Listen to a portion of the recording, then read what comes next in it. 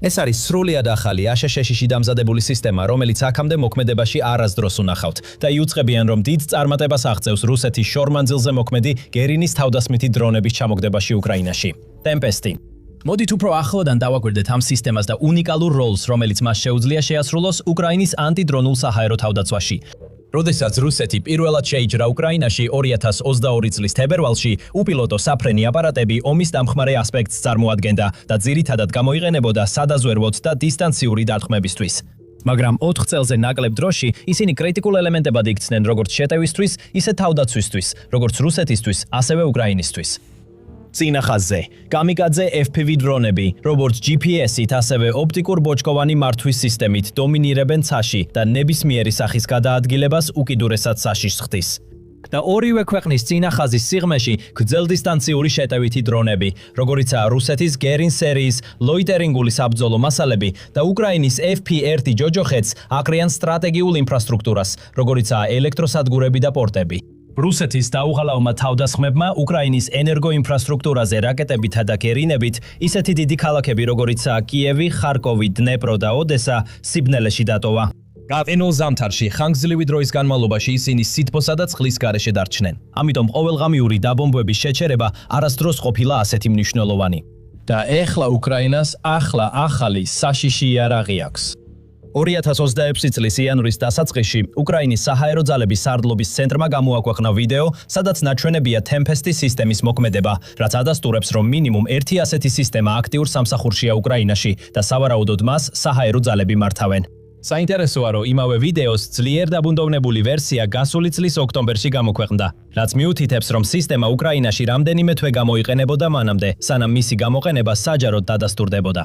Tempest-ის სისტემა, რომელიც ვირჯინიაში დაფუძნებულმა თავდაცვის კონტრაქტორმა V2X-მა შექმნა, მხოლოდ ოქტომბერში წარადგინეს ვაშინგტონში, ამერიკის შეერთებული შტატების არმიის ასოციაციის გამოფენაზე. კომპანიას ან აშშ-ის სამხედრო წყაროებს არ გაუკეთებიათ ოფიციალური განცხადება ამ სისტემის უკრაინისთვის მიწოდების შესახებ. თუმცა ის ფაქტი, რომ დასავლური შეიარაღების სისტემა ფარულად გამოიცადა, ან შეიარაღებულ ძალებში შევიდა უკრაინაში, არც გამონაკლისია და არც სადავო. მას შემდეგ, რაც რუსეთის შეჭრა დაიწყო, მრავალი დასავლური კომპანია საკუთარ პროტოტიპებსა და ახალ სისტემებს რეალურ ბრძოლაში ამოწმებს უკრაინაში, რაც სპონტანურიდან ოფიციალურ პრაქტიკად იქცა. 2025 წლის ივლისში უკრაინის წამყვანმა თავდაცვის ინოვაციურმა კლასტერმა Brave One-მა გამოაცხადა ახალი პროგრამის Test in Ukraine-ის დაწყება, რომელიც უცხოურ კომპანიებს საშუალებას აძლევს სამხედრო ტექნოლოგიების საბრძოლო ველზე გამოცადონ. Brave One-ის თქმით, ეს ინიციატივა უცხოურ კომპანიებსა და მთავრობებს საშუალებას აძლევს რეალური ომის გამოწვევებისთვის შექმნა გადაწყვეტილებები, მიიღონ მყისიერი უკავშირი სამხედრო პერსონალისგან და საბრძოლო გამოცდილების საფუძველზე გააუმჯობესონ თავიანთი პროდუქტები. ასევე მარტივდება ნებართვების მიღების პროცედურები, აღჭურვილობის შემოტანისთვის და განიხილება პრაქტიკული სცენარები, მაგალითად რა ხდება მაშინ, როდესაც სატესტო აღჭურვილობა საბრძოლო ველზე დაზიანდება ან განადგურდება. ამიტომაც არ არის გასაკვირი, რომ ისეთი სისტემა, როგორიცაა Tempest-ი, ფარულად გამოიცადა უკრაინაში, როგორც ბევრი სხვა იარაღის სისტემა. ამ ექსპერიმენტებიდან ყველა არ ამართლებს. მაგალითად, უკრაინამ ცოტა ხნის წინ გააუქმა ახალი შეკვეთები HX2 ტიპის დარტყმითი დრონებზე, რომლებიც გერმანულ თავდაცვის სტარტაპ Helsings ეკუთვნის. HX2 შექმნილია ავტონომიურად მუშაობისთვის. იყენებს ხელოვნურ ინტელექტს საბოლოო დამიზნების, შუა მარშრუტის ნავიგაციისა და ვიზუალური სამიზნის აღმოჩენისათვის. თუმცა მიუხედავად იმისა, რომ ადრე გამოცხადებული იყო გეგმები მათი 6000-მდე ერთეულის შეძენაზე, გავრცელებული ინფორმაციით ისინი ვერ გაამართლეს მოლოდინები უკრაინის მე-14 პოლკის წინა ხაზზე ჩატარებული ტესტირებისას. მიუხედავად იმისა, რომ Helsing-მა ეს უარყო, უკრაინულმა ძალებმა განაცხადეს პრობლემებზე აფრენისას, დაპირებული ხელოვნური ინტელექტის ფუნქციების ნაკლებობაზე და ელექტრონული ომის ჩარევისადმი მოწყვლადობაზე, რამაც ოპერატორებთან კომუნიკაცია დაარღვია. ამ დროისთვის არსებული შეზღუდული ინფორმაციის საფუძველზე Tempest-ი ბევრად უფრო ეფექტური ჩანს. საჰაერო ძალების სარდლობის მიერ გავრცელებულ კადრებში, სადაც Tempest-ის სისტემა მუშაობს, ოპერატორი, რომელსაც შორტი ეძახიან, ამბობს: ამ დროისთვის ჩვენს ეკიპაჟს 21 შაჰედის დრონი აქვს განადგურებული. შაჰედ 26 არის ორიგინალი ირანული დრონი, რომლის მიხედვითაც ჯერინის ოჯახი შეიქმნა. ეს მანქანა ცას და ცულს ამყოფებს, ამბობს ის და ამატებს, რომ მისი ეკიპაჟი ადრე უკრაინის აღმოსავლეთ რეგიონებში იყო გაგზავნილი, სადაც მათ ყველა მიზანი გაანადგურეს, რომელსაც დაესხნენ თავს. თუ გიყვართ ფრონტის ხაზის ტექნოლოგიის რეალურ ბრძოლაში გამოცდის ყურება, გამოიწერეთ The Military Show. ჩვენ ამ სისტემებს მაშინვე ვაანალიზებთ, სანამ ჯერ კიდევ ცხელია. აბა, რა არის ტემპესტის სისტემა და რა ხდის მას უკრაინის საჰაერო თავდაცვისთვის ასე მიმზიდველ ვარიანტად? მოკლედ რომ ვთქვათ, V2X ტემპესტი არის მაღალი მანევრულობის მქონე მანქანა, რომელსაც აქვს AGM-114 Hellfire-ის რაკეტების გამშვები, რომლებიც ოპტიმიზებულია უპილოტო საჰაერო სისტემების საწინააღმდეგო, ანუ CUAS-ის როლისთვის. ცნობილია, რომ ის ისვრის რაკეტის Longetis Longbows ვარიანტს, რომელსაც აქვს 20 ფუნტიანი საბრძოლო ნაწილი და იყენებს რადარს სამიზნეების დასადგენად და მათზე დასამიზნებლად, ლაზერული დამიზნების ნაცვლად.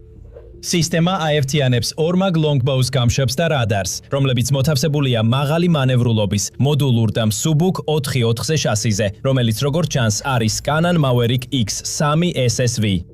V2X-ის მიხედვით პაგის პლატფორმა აწყობილია კომერციული მზა კომპონენტებისგან, ანუ COTS-თან, რაც უზრუნველყოფს სისწრაფეს, მოდულურობას, სასიკვდილო სიზუსტეს და მასშტაბირებადობას მსუბუქ კონფიგურაციაში, რომელიც სპეციალურადაა მორგებული წინა ხაზზე განლაგებული უპილოტო საფრენი აპარატების საწინააღმდეგო მისიებისთვის. ეს არის დიზაინის ფილოსოფია, რომელიც ხაზს უსვამს სისწრაფეს, სიმარტივეს და გადარჩენის უნარს. 4x4-ზე შასის წყალობით ტემპესტს შეუძლია მარტივად იმოძრაოს რთულ რელიეფზე, შეინარჩუნოს ტემპი მექანიზებულ ქვეითებთან ან სპეციალური დანაყოფებისთან ერთად დინამიკურ გარემოში. მისი დაბალი პროფილი და მაღალი მანევრულობა იდეალურს ხდის სწრაფი შეტევის და გადაადგილების ოპერაციებისთვის, სადაც საფრთხეების სწრაფად ვლინდება და ხდება მათი ჩაჭრა, ხოლო მანქანა მყისიერად იცვრის პოზიციას, სანამ მოწინააღმდეგე საპასუხო ცეცხლს ან ელექტრონულ დამიზნებას განახორციელებს.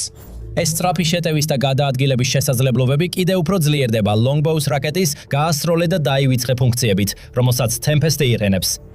საწყისად ის შეერთებული შტატების არმიის AH-64D და E Apache Longbows საბრძოლო ვერტმფრენებისთვის იყო შექმნილი და წარმოადგენს Hellfire-ის რაკეტების ოჯახის ყველაზე თანამედროვე ვარიანტს. რაკეტა აღჭურვილია აქტიური მილიმეტრული ტალღის რადარის მაძიებლით, რომელიც საშუალებას აძლევს სამიზნის ავტონომიურ აღმოჩენასა და განადგურებას ყველა ამინდის პირობებში, ოპერატორის მუდმივი მართვის გარეშე. 5 მილის მანძილზე მოქმედების შესაძლებლობით ეს რაკეტა საშუალებას აძლევს Tempest-ს გაანეიტრალოს უფრო დიდი მე-2 და მე-3 კლასის დრონები, ბარაჟირებადი საბრძოლო მასალები და თუნდაც დაბალ სიმაღლეზე მფრენი ვერტმფრენები. სისტემის კომპაქტურობის, ეფექტურობისა და მაღალი ფოკუსირების შესანარჩუნებლად V2X-მა აირჩია ერთი რადატაიპის რადარი სრული სპექტრის სენსორული კომპლექტის ნაცვლად. ეს სრულიად ლოგიკურია, თუ გავითვალისწინებთ სისტემის მიზნობრივ მისიის პროფილს.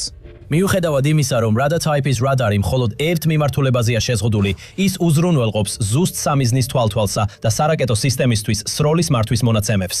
ამავდროულად ინარჩუნებს მანქანის ელექტრონულ ხელწერას დაბალ დონეზე, რაც საშუალებას აძლევს მას დარჩეს შეუმჩნეველი, მანამ სანამ დარტყმისთვის მზად არ იქნება.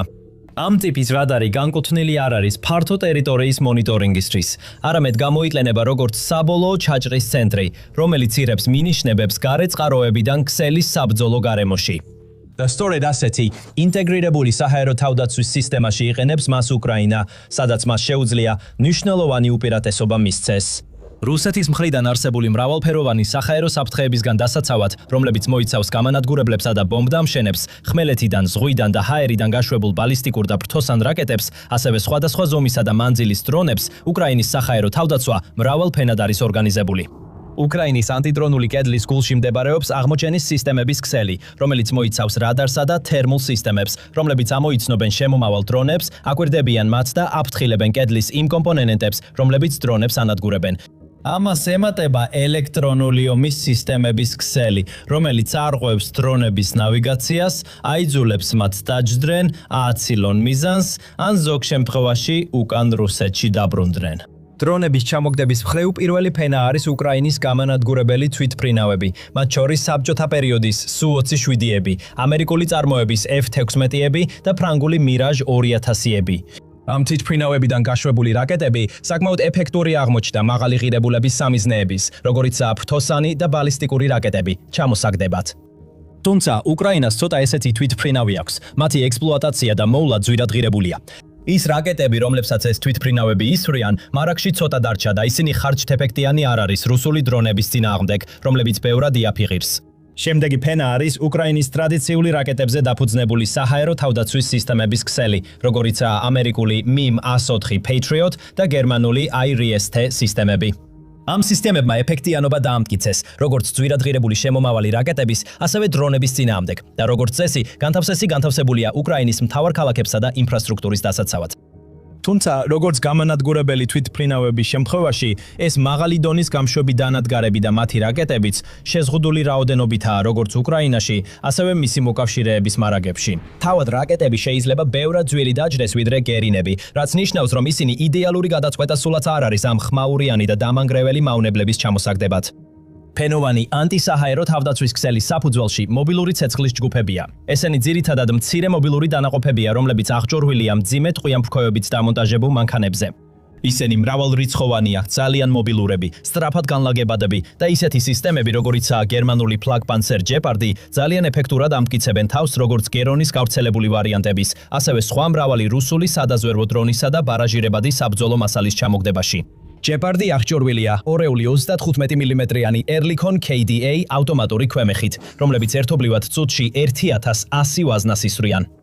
ეს ბანდის სადაზვერვო რადართან, რომლის აღმოჩენის დიაპაზონი დაახლოებით 9 მილია და Q ბანდის სამიზნე რადართან ერთად, ის იდეალურადაა მორგებული სწრაფად მოძღრავი და დაბალ სიმაღლეზე მფრენი დრონების, როგორიცაა ჯერინი და ჯერინი 2-ის ვარიანტები, გასანადგურებლად.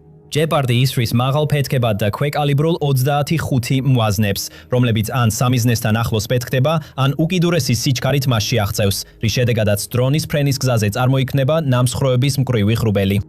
შედეგად დრონებისა და ბარაჟირებადი საბრძოლო მასალის წინააღმდეგ განადგურების ძალიან მაღალი ალბათობაა. რაც უფრო მნიშვნელოვანია, ერთია ჰედის ჭურვის ღირებულება დაახლოებით $1000, მაშინ როცა გერინების ღირებულება ვარიანტის, საბრძოლო თავაკისა და სხვა მახასიათებლების მიხედვით $20,000-დან $100,000-მდე მერყეობს. ეს ამუნიცია ასევე ბევრად უფრო ხელმისაწვდომი და სწრაფად წარმოებადია, ვიდრე ჩამჭერი რაკეტები. ეს ნიშნავს, რომ რაკეტებზე დაფუძნებულ სისტემებთან შედარებით, ჯეპარდს აქვს დაბალი ღირებულება ერთ მიზანზე, რაც უკრაინას საშუალებას აძლევს შეინახოს თავისი შეზღუდული და ძვირადღირებული რაკეტების მარაგი უფრო სერიოზული საფრთხეებისთვის, როგორიცაა შემომავალი ისკანდერის რაკეტები. ამ უპირატესობების შედეგად, ჯეპარდი და სხვა მსგავსი მოძრავი ტყვიამფრქვევიანი სისტემები უკრაინის ანტიდრონული დაცვის მთავარი კომპონენტები გახდა. თუმცა არსებობს გარკვეული შეზღუდვები. მიუხედავად იმისა, რომ მათი განლაგება სწრაფი და ეკონომიურია, რაც მათ იდეალურს ხდის სწრაფი შეტევის ოპერაციებისთვის, ტყვიამფრქვევებს შეუძლიათ მიზნების განადგურება მხოლოდ შეზღუდულ სიმაღლეებზე და შედარებით დაბალ სიჩქარეებზე. ისენი იდეალურია სტანდარტული დაბალფრენი, საშუალო სიჩქარის გერინ 1 და გერინ 2 დრონების წინააღმდეგ დასაცავად. თუმცა ბოლო თვეებში რუსებმა გერინები ისე მოარგეს, რომ ისინი ბევრად უფრო მაღალ სიმაღლეებზე დაფრინავენ, რაც ტყვიამფრქვევების მოქმედების არ ესწდება. ახალი გერინ 3 დრონები ასევე რეაქტიული ძრავით მუშაობენ, განსხვავებით წინა პროპელერიანი ვერსიებისგან, რაც მნიშვნელოვნად ზრდის მათ სავალ სიჩქარეს და ართულებს მათ ჩამოგდებას უფრო ნელი ტყვიებისა და ჯურვებისთვის.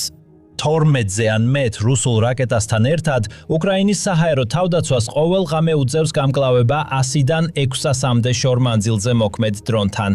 მათგან ბევრად იაფი გერას სათხუარა დრონია, რომლებიც სპეციალურადაა შექმნილი საჰაერო თავდაცვის ყურადღების გადასატანად და ძვირფასი რესურსების გამოსაყენებლად. ხოლო საბრძოლო ტვირთიანი გერინები ამ პროცესით შექმნილ ხვრელებში გადაფრინავენ. თუ ეს დრონები ფრენენ მის ცეცხლსასროლი თავდაცვის მიღმა, უკრაინას ძირითადად 2 ცუდი არჩევანი რჩება. მისი შეზღუდული და ძვირადღირებული რაკეტების გამოყენება მათ ჩამოსაგდებად ან დარტყმისთვის მზადება. ეს რთული გამოწვევაა უკრაინისთვის. მას სჭირდება დრონების გამანადგურებელი, რომელსაც ექნება ჩამომგდები რაკეტის მანძილი, მაგრამ იქნება ისეთივე სწრაფი და იაფი წარმოებაში, როგორც ჭურვი. ამ გამოწვევის საპასუხოდ უკრაინამ ანტიდრონულ ომში ახალი ფენა შემოიტანა და შეიძლება ითქვას, რომ ეს ყველაზე პერსპექტიულია ჩამომგდები დრონები. ფაქტობრივად ეს გულისხმობს მცირე იაფ და სწრაფ დრონებს, რომლებსაც იყენებენ ბევრად უფრო დიდი გერანებისა და სხვა რუსული ბარაჟირებადი საბრძოლო მასალების, მაგალითად BM-35 იდალმასის ჩამოსაგდებად. ეს გენიალური გადაწყვეტაა, რომელიც გამოწვევის ორივე ნაწილს აგვარებს. პირველ რიგში დრონები, რომლებიც გერანის ჩამოსაგდებად გამოიყენება, ძირითადად მოდიფიცირებული FPV დრონებია, რომლებიც ფართოდ გამოიყენება უკრაინის მიერ ფრონტის ხაზზე. მოხსენებების მიხედვით, უკრაინა 2024 წლიდან თვეში 100.000 ასეთ დრონს აწარმოებს.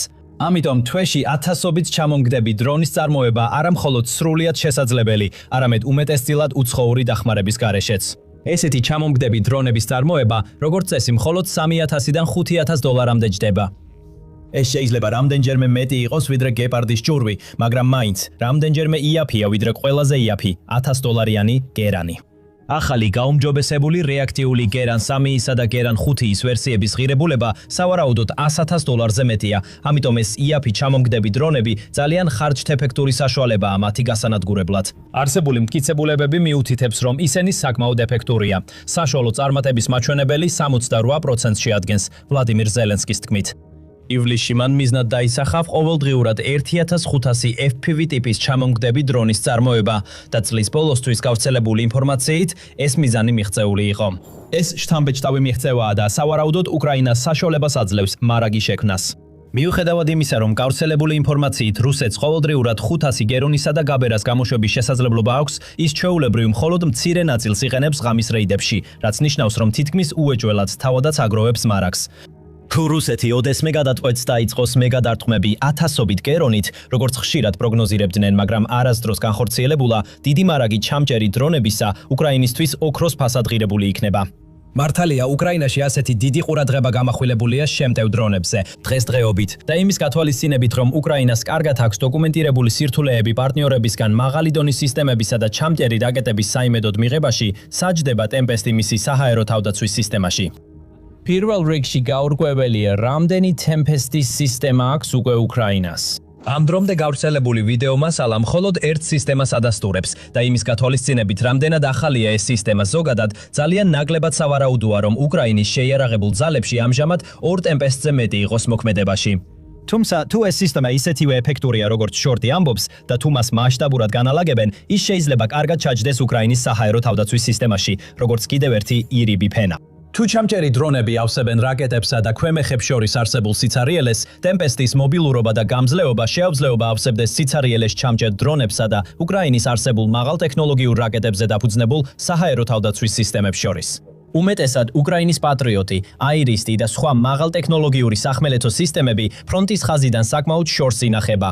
ისინი იცავენ მნიშვნელოვან ქალაქებსა და ობიექტებს უკანა ხაზზე რუსული ისკანდერის, კალიბრის, კინჟალისა და ხაას 101-ის რაკეტული დარტყმებისგან და იშვიათად გამოიყენებიან ჩამჭერი რაკეტების მუდმივი დეფიციტის გამო. უკრაინის გეპარდები და სხვა ტყვიან მხრებზე დაფუძნებული მობილური თავდაცვითი სისტემებიც ძირითადად უკანა ხაზზეა განლაგებული. იგივე ქალაქებს იცავენ გერონებისგან, რომლებიც როგორც წესი რაკეტულ დარტყმებს ახლავს თან. ის ფაქტი, რომ ისინი მანქანებზეა დამონტაჟებული, აძლევს მათ სწრაფად სროლისა და გადაადგილების შესაძლებლობას, რაც ფრონტის ხაზზეც ეფექტურს გახდიდა მათ. მაგრამ სწორედ იქ არ ესვრის რუსეთი თავის გერინებს. რუსეთი ძირითადად იყენებს FAB Glide ბომბებს, ოპტიკურ ბოჭკოვან FPV დრონებს და არტილერიას ფრონტის ხაზზე და არა ბარაჟირებად საბრძოლო მასალებს. გერონები განკუთვნილია ელექტროსადგურებისთვის, უკრაინული მარცვლით დატვირთული გემებისთვის და მრავალსართულიანი საცხოვრებელი სახლებისთვის, რომლებიც შორს არიან ფრონტის ხაზის ხორცსაკეპისგან. ეხლა იგივე უკანა ხაზის მაღალი ღირებულების თავდაცვის პირობებში, ტემპესტი სავარაუდოდ მხოლოდ უმნიშვნელო დამატებით ღირებულებას შესძენს უკრაინის საჰაერო თავდაცვას, განსაკუთრებით იმ ადგილებში, სადაც უკვე განთავსებულია პატრიოტის ან აირისტის სისტემები. ტემპესტის Longbow-ს რაკეტას მხოლოდ დაახლოებით 5 მილის სიშორე აქვს, მაშინ როცა პატრიოტ PAK-3-ის სიშორე 112 მილია, ხოლო აირის TSLM-ის 25 მილი. მისი ეფექტური სიმაღლეც მნიშვნელოვნად დაბალია, 20,000 ფუტი, მაშინ როცა PAK-3-ის შემთხვევაში ეს მაჩვენებელი 120,000 ფუტია, ხოლო SLM-ის 66,000 ფუტი. ამიტომ ისინი რეალურად მხოლოდ დაბალ სიმაღლეზე მყოფი სამიზნეების წინააღმდეგაა ეფექტური და სამიზნეზე რეაგირებისთვის ბევრად ნაკლებ დროს იძლევა, ვიდრე მათი უფრო სახელგანთქმული ანალოგები. მეორეს მხრივ, თითოეული Longbow $150,000-ზე ნაკლები ღირს, რაც SLM-ის რაკეტებზე 2-დან 4-ჯერ იაფია და ბევრად იაფია PAK-3-თან შედარებით, რომლის თითოეული ერთეული 4-დან 7 მილიონ დოლარამდე ღირს.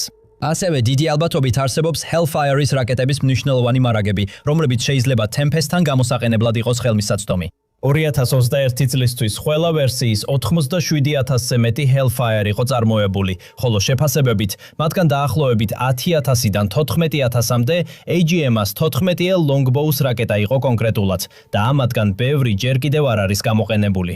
მაგრამ, რადგან დაბაუნფრენი გერონების დასამიზნებლად ასევე გამოიყენება უფრო ეკონომიური გეპარდები და ჩამჭერი დრონები, რთულია არგუმენტი მასობრივი Tempest-ის განლაგებისთვის უკანა ხაზზე. თუმცა წინა ხაზზე და მის სიახლოვეს Tempest-მა შეიძლება უპირატესობა მისცეს უკრაინას, რაკეტებზე დაფუძნებული საჰაერო თავდაცვის სისტემა, რომელიც შეიძლება სწრაფად განლაგდეს თითქმის ყველგან, გაისროლოს და გაგაქრეს მანამ, სანამ რუსები გაიგებენ, რომ იქ არის. რაკეტსატყორცნები დამონტაჟებულია მანქანის სახურავის ორივე მხარეს, რაც Tempest-ს აძლევს დაბალანსებულ, ამაღლებულ სროლის პლატფორმას ფართო დამიზნების არეალით. Longbow ტიპის რაკეტები სროლა და დავიწყების პრინციპით მუშაობს, ასე რომ როგორც კი ისინი გაეშვება, მანქანას აღარ სჭირდება მათთან კავშირი, რაც მნიშვნელოვნად ამცირებს ოპერატორის საფრთხეში ყოფნის დროს. ისინი გაშვებისთანავე თითქმის მაშინვე შეუძლიათ უკან დაიხიონ, შემდეგ სწრაფად შეივსონ და ხელახლა განლაგდნენ, რაც Tempest-ს იდეალურს ხდის სწრაფი დარტყმისა და სწრაფი გასვლის ოპერაციებისთვის, რომლებიც ბრძოლის ველზე ასე მნიშვნელოვანია. 4x4 შასის მიერ უზრუნველყოფილი მანევრულობის გარდა Tempest-ის სიმსუბუქეც მას წინა ხაზზე გამოყენებისთვისაც შესაფერის ხდის. იმის გარდა რომ მისი ადგილზე მიყვანა შესაძლებელია, ის შეიძლება განთავსდეს სატრანსპორტო თვითმფრინავიდან, გადაადგილდეს მსუბუქი ლოჯისტიკური საშუალებებით და შენარჩუნდეს კომერციულად ხელმისაწვდომი ნაწილებით.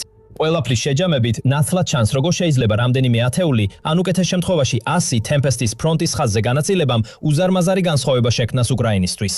ისინი უკრაინას პირველ ხაზოვანი რაკეტებზე დაფუძნებული საჰაერო თავდაცვის სისტემით უზრუნველყოფდნენ, რაც საშუალებას მისცემდა ფრონტის ხაზთან უფრო ახლო შეებრძოლოს გეგერონებს და შესაბამისად მათ საბოლოო სამიზნეებზე უფრო შორს. Longbow-ის უნარი ზუსტად დაარტყას როგორც სახმელეთო სამიზნეებს, ასევე დრონებს, ნიშნავს, რომ Tempest ერთდროულად უკრაინას HIMARS-ის მსგავსი შესაძლებლობითაც უზრუნველყოფს. უფრო მცირე სიშორითა და ნაკლები დამანგრეველი ძალით, მაგრამ გაცილებით მეტი მობილურობით და ნაკლები ფინანსური დანახარჯით შესაძლებლად. როგორც ყველა იარაღის სისტემას, Tempest-საც, ან ყოველ შემთხვევაში მის ამჟამინდელ ადრეულ ვერსიას, რა ინფორმაციაც გვაქვს, გარკვეული შეზღუდვები აქვს. რადარის ვიწრო ხედვის არე ნიშნავს, რომ მას სჭირდება უფრო ფართო სენსორული ქსელი, რათა დროული გაფრთხილება და სამიზნის მონაცემები მიიღოს. ეს ნიშნავს, რომ ის სრულად დამოუკიდებელი არ არის, რაც შეიძლება სისუსტედ ჩაითვალოს. ასევე Tempest-ის ორ რაკეტიანი დატვირთვა ნიშნავს, რომ მას შეზღუდული შესაძლებლობა აქვს უპასუხოს დრონების მასიურ შეტევებს, თუ არ იქნება განთავსებული დიდი რაოდენობით ან დამატებითი დამხმარე სისტემებით. მიუხედავად ამისა, დეცენტრალიზებული და სწრაფი საჰაერო ომების ახალ ეპოქაში, ეს შეზღუდვები ამ ეტაპზე უფრო ტაქტიკურ შეზღუდვებად უნდა ჩაითვალოს, ვიდრე სტრატეგიულ ნაკლად. ეჭვგარეშეა, რომ სხვა მრავალი იარაღის სისტემის მსგავსად, მიმდინარე Tempest-ის შესაძლებლობები დაიხვეწება და გაუმჯობესდება უკრაინაში მიღებული საბრძოლო გამოცდილების წყალობით. თუ ის გაამართლებს თავის საწყის დაპირებას როგორც გერონის გამანადგურებელი, შეგვიძლია ველოდოთ Tempest-ის ბევრად ფართო გამოყენებას, როგორც უკრაინაში, ასევე შესაძლოა აშშ-ს არმიაშიც. ომებმა უკრაინაში და ახლა უკვე სპარსეთის ყურეში დაანგრიეს ჩვეული საბრძოლო მოქმედებების მრავალი წესი. ამ კონფლიქტებში ყველა მხარე მასიურად იყენებს დრონებს, როგორც წინა ხაზზე, ასევე შორ მანძილზე დარტყმებისთვის, ფრონტის უკან. დაიწყო მასშტაბური შეიარაღების რბოლა, სადაც მსოფლიოს ქვეყნები სასწრაფოდ ცდილობენ შექმნან ყველაზე მომაპტვინებელი, მასშტაბური და ეკონომიური საბრძოლო დრონები. ამავე დროს პარალელურად დაიწყო არანაკლებ მნიშვნელოვანი შეიარაღების რბოლა დრონების საწინააღმდეგო ტექნოლოგიებში. ასევე ცნობილია როგორც CUAS გადაწყვეტილებები, დრონების საწინააღმდეგო მცდელობები. მოიცავს ყველაფერს იაფფასიანი ხელისბადე იარაღებიდან დაწყებული $100 მილიონი ღირებულების მოწინავე რაკეტურ სისტემებამდე. მაგრამ ეხლა შვედურმა გიგანტმა Saab-მა წამოაყენა უნიკალური კონცეფცია, რომელიც უკვე გამოცდილია მოქმედებაში და შესაძლოა მთლიანად შეცვალოს ნატოს მიდგომა ანტიდრონული ომისადმი. Loki. მოდით უფრო ახლოდან დავაკვირდეთ Loki-ის სისტემას. რა ხდის მას ასეთ ინოვაციურ კონცეფციად და როგორ შეუძლია მას სამუდამოდ შეცვალოს დრონებთან ომის ხასიათი. ეხლა CUAS დიდი ბიზნესი გახდა. დრონების შეჭრის სერია ევროპულ საჰაერო სივრცეში 2025 წლის შუა და ბოლოს აჩვენა, რამდენად მოუმზადებელი იყო ევროპის დიდობის დიდი ნაწილი დრონების ჯგუფური თავდასხმებისთვის. რას უკრაინას და სულ უფრო მეტად რუსეთს უწევთ, მუდმივად მოიგერიონ. ტრადიციულმა რაკეტაზე დაფუძნებულმა საჰაერო თავდაცვის სისტემებმა, როგორიცაა MIM-ას 4 პატრიოტი და Iris-თ, დაამტკიცეს, რომ ეფექტურია შორ მანძილზე მოქმედი დრონების, მაგალითად რუსეთის შახიდ ჯორანის ვარიანტების ჩამოსაგდებად. ეფექტურია, მაგრამ არ არის ხარჯდეფექტური. უბრალოდ არ არის მიზანშეწონილი მრავალმილიონიანი დოლარის ღირებულების გამანადგურებელი რაკეტების გამოყენება, $10,000 ღირებულების დრონების ჩამოსაგდებად, განსაკუთრებით მაშინ, როცა დრონების წარმოება შესაძლებელია დღეში 100 ერთეულით, ხოლო გამანადგურებელი რაკეტების წარმოება წელიწადში მხოლოდ 100 ერთეულით ხდება. ამიტომ დაიწყო რბოლა CUAS გადაწყვეტილებების შესაქმნელად. ეხლა 2026-2030 წლებში ნატოს წევრები და მათი მჭიდრო მოკავშირეები სავარაუდოდ დახარჯავენ $210 მილიარდ მეტს საჰაერო და სარაკეტო თავდაცვის შესაძლებლობებზე. ამ თანხის დიდი ნაწილი დაიხარჯება მაღალი დონის სისტემებზე, როგორიცაა პატრიოტი, Iris-ი და SAMP სისტემები. მაღალი დონის საფრთხეებისგან, როგორიცაა რუსული და ირანული ფრთოსანი და ბალისტიკური რაკეტები, დაცვა დღესაც ისეთივე კრიტიკულია, როგორც ადრე. თუმცა მილიარდები ასევე იხარჯება საჰაერო თავდაცვის სისტემებში, რომლებიც სპეციალურად უპილოტო აპარატებზეა ორიენტირებული, განსაკუთრებით ისეთ სისტემებში, რომლებიც უზრუნველყოფს მისაღებ ხარჯეფექტურობას და მარტივად იწარმოება დიდი რაოდენობითა და სწრაფად. უახლესი უმანქანო საჰაერო სივრცე 2026. გლობალური Counter-UAS სისტემების დირექტორია ასახელებს 1000-ზე მეტ CUAS სისტემას, 550-ზე მეტი კომპანიისგან, რომლებიც ან ვითარდება, ან უკვე წარმოებაშია მსოფლიოს მასშტაბით. დირექტორია სისტემებს 11 სხვადასხვა კატეგორია დღობს. დრონების დასაჭერის სისტემები, როგორიცაა ბადიანი იარაღები, უპილოტო სახმელეთო მანქანები, დეტექტორის სისტემები, მიმართული ენერგიის იარაღის სისტემები, ელექტრონული საწინააღმდეგო ზომები, იარაღები, ინტეგრირებული სისტემები, გადამჭერი დრონები, რაკეტები, საბრძოლო მასალა და სხვა, მათ შორის პროგრამული უზრუნველყოფა. მაგრამ ჩამოთვლილი სისტემების უმეტესობისგან განსხვავებით, მათ შეიძლება გაუჭირდეთ ლოკის ერთ კონკრეტულ კატეგორიაში მოქცევა. რადგან ამ სისტემას განსაკუთრებულს არხდის დრონების ჩამოგდების რაიმე ახალი, მაღალტექნოლოგიური მეთოდი ან ხელოვნური ინტელექტის ინოვაციური გამოყენება. სინამდვილეში მისი სილამაზე იმაშია, რომ პრაქტიკულად აერთიანებს არსებულ და ფართოდ ხელმისაწვდომ კომპონენტებს, რათა შექმნას ძალიან ეფექტური და ხარჯთეფექტური სისტემა. სააბმა არცსა და ბორბლის თავიდან გამოგონება მათ ამის საჭიროება არ ჰქონდათ. მათი ინჟინრები დააკვირდნენ უკვე არსებულ კომპონენტებს, რომლებიც თაროებზე ეწყოთ და სრულიად სხვა დანიშნულებისთვის იყო განკუთვნილი და მიხვდნენ, რომ უკვე ჰქონდათ ყველაფერი, რაც სჭირდებოდათ საბოლოო დრონების გამანადგურებლის შესაქმნელად. და ეს ნაბიჯი აიძულებს CUAS-ის დიზაინერებს თელ მსოფლიოში იფიქრონ. მოიცადე, რატო არ შეგვიძლია ჩვენც ასე მოვიქცეთ, ან უბრალოდ თქვან, მომეციეგ. ეხლა ის ფაქტი, რომ სწორედ სააბი გამოდის პრაგმატული და ინოვაციური გადაწყვეტილებებით სამხედრო სფეროში არსებულ მწვავე პრობლემებზე, არ უნდა იყოს სიურპრიზი გლობალური სამხედრო სამრეწველო კომპლექსის გამოცდილ დამკვირვებლებისთვის. საბოლოოდ ისინი ამას 10 წლეულები აკეთებენ. კომპანია, რომლის სახელით შემოგლებაა Svenska Aeroplan, Aktiebolaget, ანუ შვედური თვითმფრინავების კორპორაციას 1927 წელს დაარსდა. შემდეგში ის შვედეთის სამყარო თავდაცვის ინდუსტრიულ კომპანიად იქცა, რომლის საბაზრო კაპიტალიზაციაც 35 მილიარდ დოლარს აღემატება. მასშტაბით, ტექნოლოგიური ინოვაციებითა და სტრატეგიული მნიშვნელობით ეს უდავოდ ქვეყნის ყველაზე მნიშვნელოვანი კომპანიაა. წლების განმავლობაში სააბმა მუდმივად მიაწოდა მსოფლიოს სხვადასხვა ტიპის იარაღი, რომლებიც ცნობილია მათი ხარისხით, პრაქტიკულობითა და სანდოობით. ყველაზე გამორჩეული მათ შორის ალბათ არის ლეგენდარული JAS 29 გრიპენი, გამანადგურებელი თვითმფრინავი, AT-4 ანტიტანკური იარაღი, RBS 15 ანტიგემის რაკეტა, Double Eagle ნაღმსაწინააღმდეგო საზღვაო დრონები, Carl Gustav M4 უკუცემის გარეშე თოფი, Trackfire-ის დისტანციური იარაღის სადგური და Giraffe-ის რადარის სისტემები. და ამ სიაში ბოლო ორი ელემენტი ახლა ერთიანდება სრულიად ახალ ლოკის სისტემაში. ლოკი პირველად წარდგენილი იყო 2025 წლის თებერვალში, რაც შვედეთის საჰაერო ძალების, შვედეთის თავდაცვის მასალების ადმინისტრაციის, FMV, სააბისა და სხვა პარტნიორების თანამშრომლობის შედეგია. ის აერთიანებს არსებულ ტექნოლოგიებს მოდულურ სისტემაში, რომელიც შეიძლება სხვადასხვა კონფიგურაციაში აეწყოს, როგორც LEGO. სისტემა აერთიანებს მობილურ რადარს, სააბის გირაფე 1X Trackfire-ის დისტანციურად მართვად საბრძოლო სადგურთან ერთად, რომელიც აღჭურვილია მძიმე და საშუალო ტყვია-მფრქვევებით, ასევე ელექტრონული ომის კომპონენტებით. ეს ნიშნავს, რომ მას შეუძლია როგორც ფიზიკური სამიზნეების, ასევე ელექტრომაგნიტურ სპექტრში სიგნალების თვალყურის დევნება, რაც უზრუნველყოფს როგორც ადრეულ აღმოჩენას, ასევე განეიტრალების მრავალ ვარიანტს. მისი მოდულური დიზაინის გამო შესაძლებელია სხვა დანამატების, მაგალითად მიმართული ენერგიის იარაღის დამატებაც, შედარებით მცირე სირთულით მომავალში. ამაზე ცოტა მოგვიანებით ვისაუბრებთ. მაგრამ ამ ეტაპზე სისტემის ცნობილი კომპონენტები ფართოდ გამოიყენება ნატოს წევრ ქვეყნებსა და მის ფარგლებს გარეთაც, რაც მინიმუმამდე ამცირებს თავსებადობისა და ოპერატორების მომზადების სირთულეებს. მაგალითად, ავიღოთ რადარი. ჟირაფის რადარის ოჯახი 1970-იან წლებში დაიწყო განვითარება, ხოლო პირველი სისტემები 1967 წელს მიეწოდა. ისინი თავდაპირველად RBS 70-ის საზენიტო სარაკეტო სისტემასთან ერთად შეიქმნა. ადრეული ჟირაფის რადარები მექანიკური 2D და 3D პულსური დოპლერის სისტემები იყო, რომლებიც GH სიხშირის დიაპაზონში მუშაობდა და დაბალ სიმაღლეზე მფრენი თვითმფრინავების აღმოჩენისთვის იყო განკუთვნილი რთულ გარემოში. დროთა განმავლობაში ეს ოჯახი განვითარდა და გადაიქცა თანამედროვე ციფრულ სისტემებად, რომლის კულმინაციაც გახდა ჟირაფი Agile Multibimi, ანუ AMB. AMB არის 3D პასიური ელექტრონულად სკანირებული მასივი, ანუ PESA რადარი, რომელიც ფართოდ არის ექსპორტირებული და გამოყენებული როგორც სახმელეთო, ასევე საზღვაო დანიშნულებით, ხოლო საზღვაო შემთხვევაში მას SIGIRAPI ეწოდება.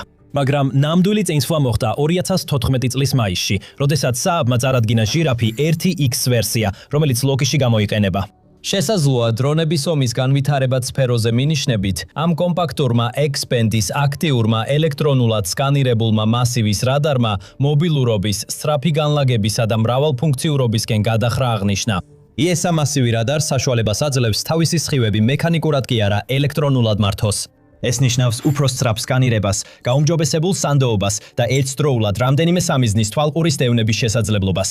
ESA რადარი ასევე უზრუნველყოფს სამგანზომილებიან თვალყურის დევნას, რაც ნიშნავს, რომ მას შეუძლია მიზნის მანძილის, მიმართულებისა და სიმაღლის განსაზღვრა.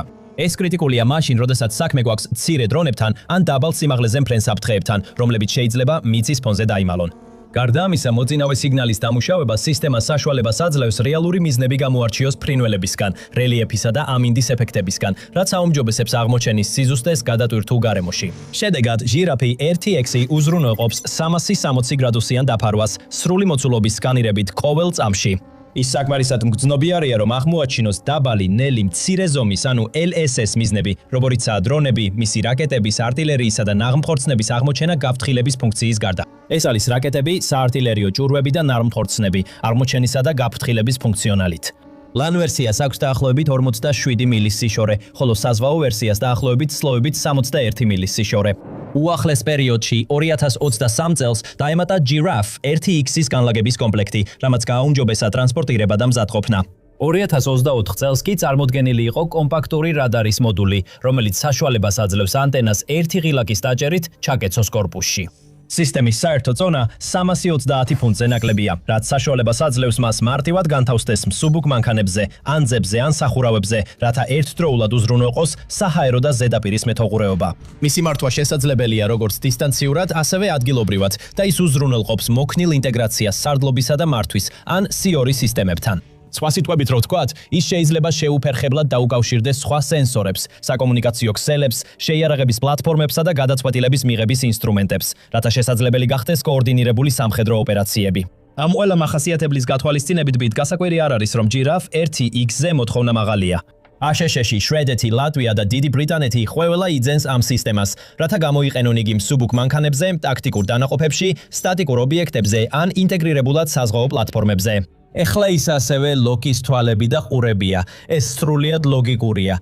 ჟირაფის მახასიათებლები იდეალურად შეესაბამება მოდულურ მობილურ CUAS პლატფორმას, როგორიცაა ლოკი. რაც კიდევ უკეთესია, ჟირაფის სხვადასხვა ვერსიაზე თითქმის ნახევარი საუკუნის განმავლობაში, როგორც ქვეყნის შიგნით, ისე საზღვარგარეთ, ჯანსაღი მოთხოვნის პირობებში, სააბის საწარმოო ხაზები კარგად მუშაობს და მარაგები სავსეა. სააბის პერსპექტივიდან ლოკისთვის ჟირაფი პრაქტიკულად მზა გადაწყვეტაა. და თითქმის იგივე ისტორია იარაღის სისტემასთან, რომელიც ისვრის იმ სამიზნეებზე, რომლებსაც ჟირაფი ამოიცნობს. ეს არის Trackfire-ის დისტანციური იარაღის სადგური, ანუ RWS. ჟირაფის მსგავსად მისი არჩევაც სააბისთვის თითქმის აშკარა იყო. Trackfire არის დისტანციურად მართვადი იარაღისა და სენსორების სისტემა, რომელიც სპეციალურად სააბის მიერაა შემუშავებული საზღვაო ხომალდებზე, ფიქსირებულ თავდაცვით პოზიციებსა და სახმელეთო მანქანებზე დასაყენებლად, ანუ ისეთ პლატფორმებზე, როგორიცაა ლოკი. სისტემა საჯაროდ წარადგინეს DSEI 2007 ექსპოზე ლონდონში და 2012 წელს შევიდა ექსპლუატაციაში ფინეთის საზღვაო ძალებთან, რაც მისი პირველი მნიშვნელოვანი დანერგვა იყო. ამის შემდეგ 2017 წელს გაფორმდა კონტრაქტი ზემოხსენებულ FMV-თან, რომლის ფარგლებშიც Trackfire ინტეგრირდა ქვეყნის შიგნით საბრძოლო ნავი 90-იანებზე და სხვა საზღვაო პლატფორმებზე. და ამ ნავებიდან მინიმუმ 26 უკრაინაში აღმოჩნდა. 2022 წლიდან შვედეთმა უკრაინას გაუგზავნა პირდაპირი სამხედრო დახმარების 21 პაკეტი, რომლის საერთო ღირებულება 11.3 მილიარდ დოლარს შეადგენს. დახმარებაში შედიოდა მოწინავე იარაღის სისტემების გადაცემა, როგორიცაა არჩერის артиლერია, Stritswan 122 ტანკების საჰაერო თავდაცვის სისტემები და CB-90 ნავები, როგორიცაა Trackfire RWS. 10 CB-90 გადაეცა უკრაინას 2024 წლის თებერვალში, ხოლო დამატებით 16 2025 წლის იანვარში.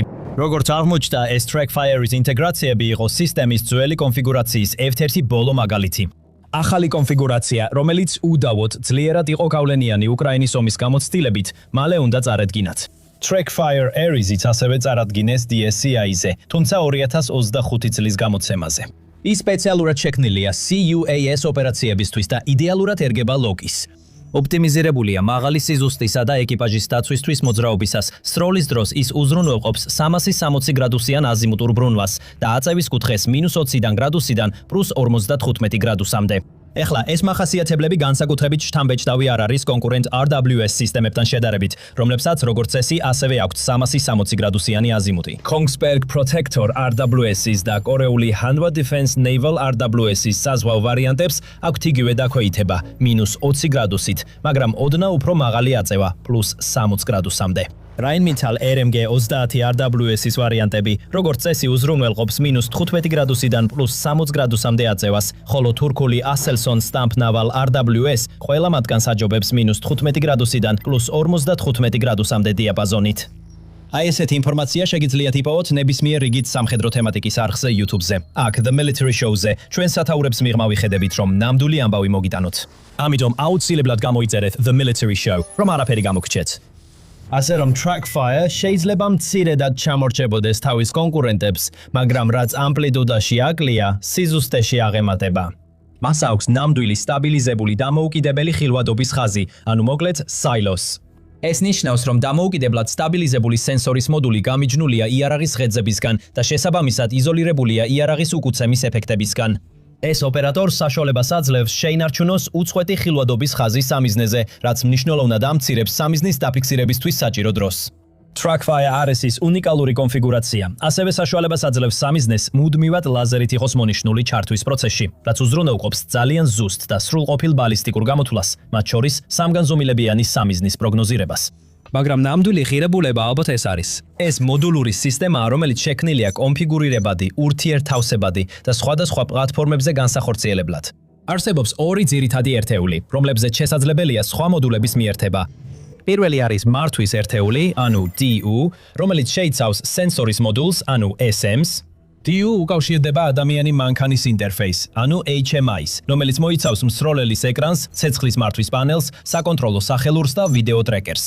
პრაქტიკულად ეს ნიშნავს, რომ ეკიპაჟს აქვს გარემოსა და სამიზნეების ძლიერი ვიზუალური წარმოდგენა ხელის გულზე. ოპერატორებს შეუძლიათ პირდაპირ ამოიცნოს აფრთხეები, აირჩიონ შესაბამისი რეაგირება და გახსნან ცეცხლი ისე, რომ ვიზუალური კონტაქტი ეკრანთან არ დაკარგონ. ორმაგი მართვა უზრუნველყოფს შესაძლებლობების გაზიარებას, რაც კიდევ უფრო ამცირებს რეაგირების დროს და ამცირებს სენსორიდან მსროლელამდე ციკლებს. გარდა ამისა, სისტემა მზად არის სხვა პლატფორმებთან ინტეგრაციისთვის, რაც ნიშნავს, რომ მიზნობრივი გამოსახულების მონაცემები შეიძლება გადაიგზავნოს როგორც პლატფორმის შიგნით, ასევე სხვა პლატფორმებზე და მათგან. რაც შეეხება ცეცხლის ძალას, რომელსაც ის უზრუნველყოფს, მოქნილობა Trackfire-ის მთავარი თვისებაა. შესაძლებელია სხვადასხვა ტიპის იარაღის დამონტაჟება, ხშირად ერთმანეთთან კომბინაციითაც კი. RS-ის ვარიანტი სტანდარტულად აღჭურვილია 30x111 მმ-იანი M220 LF Bushmaster-ის ჭაჭური ქვემეხით, თუმცა მას ასევე შეუძლია Browning-ის გამოყენებაც. M2 HMG 127 მმ-იანი მძიმე ტყვიამფქვევი FN-MAG 58 7 წერტილი 62 მმ-იანი მრავალმიზნობრივი ტყვიამფქვევი MK19 40x43 მმ-იანი და HNK-GMG 40x43 მმ-იანი ხუმბარმტყორცნები და მსუბუქი რაკეტები. ასევე შეგიძლიათ დაამონტაჟოთ დამატებითი საშუალებები, როგორიცაა არალეტალური ეფექტორები და ჯამერები. ლოკის შემთხვევაში კომპლექტში შედის Browning-ის M2FN MAG 58 და ელექტრონული ომის კომპონენტები ჩახშობისთვის. თუმცა ნებისმიერი სხვა იარაღი, რომელიც ახლახან ვახსენეთ, ასევე კვამლის გამშვები, დამაბრმავებლები, პროჟექტორები, ხმოვანი დინამიკები და თუნდაც მსუბუქი ქვემეხები საჭიროების შემთხვევაში შეიძლება დამონტაჟდეს მასზე. მაგრამ თუნდაც საბაზისო პაკეტი გაძლევს იმას, რასაც სხვა უმეტესობა CUAS სისტემებისა ვერ გაძლევს. ორი განსხვავებული აღმოჩენისა და ჩართვის ვარიანტი, ფიზიკური და ელექტრომაგნიტური სპექტრის თვალთვალი. ეს გაძლევს რამდენიმე ვარიანტს ნეიტრალიზაციისთვის, ადრეული აღმოჩენის გარდა. და ეს დიდად ეხმარება ნატოს ყველაზე დიდ პრობლემას, ხარჯ-ეფექტური პასუხები, მცირე იაფფასიან დრონებზე. ეხლა, როდესაც CUAS გადაწყვეტილებებს ავითარებთ, განტოლებაში მხოლოდ მასალების ღირებულება არ შედის. იდეიდან მოქმედებამდე დრო ისეთივე მნიშვნელოვანი საკითხია. რაც უფრო მეტხანს გრძელდება ეს პროცესი, საბოლოო პროდუქტი მით უფრო ძვირი იქნება. ამ ხრივ ლოკიმ ალბათ ნატოს რაღაც რეკორდი მოხსნა.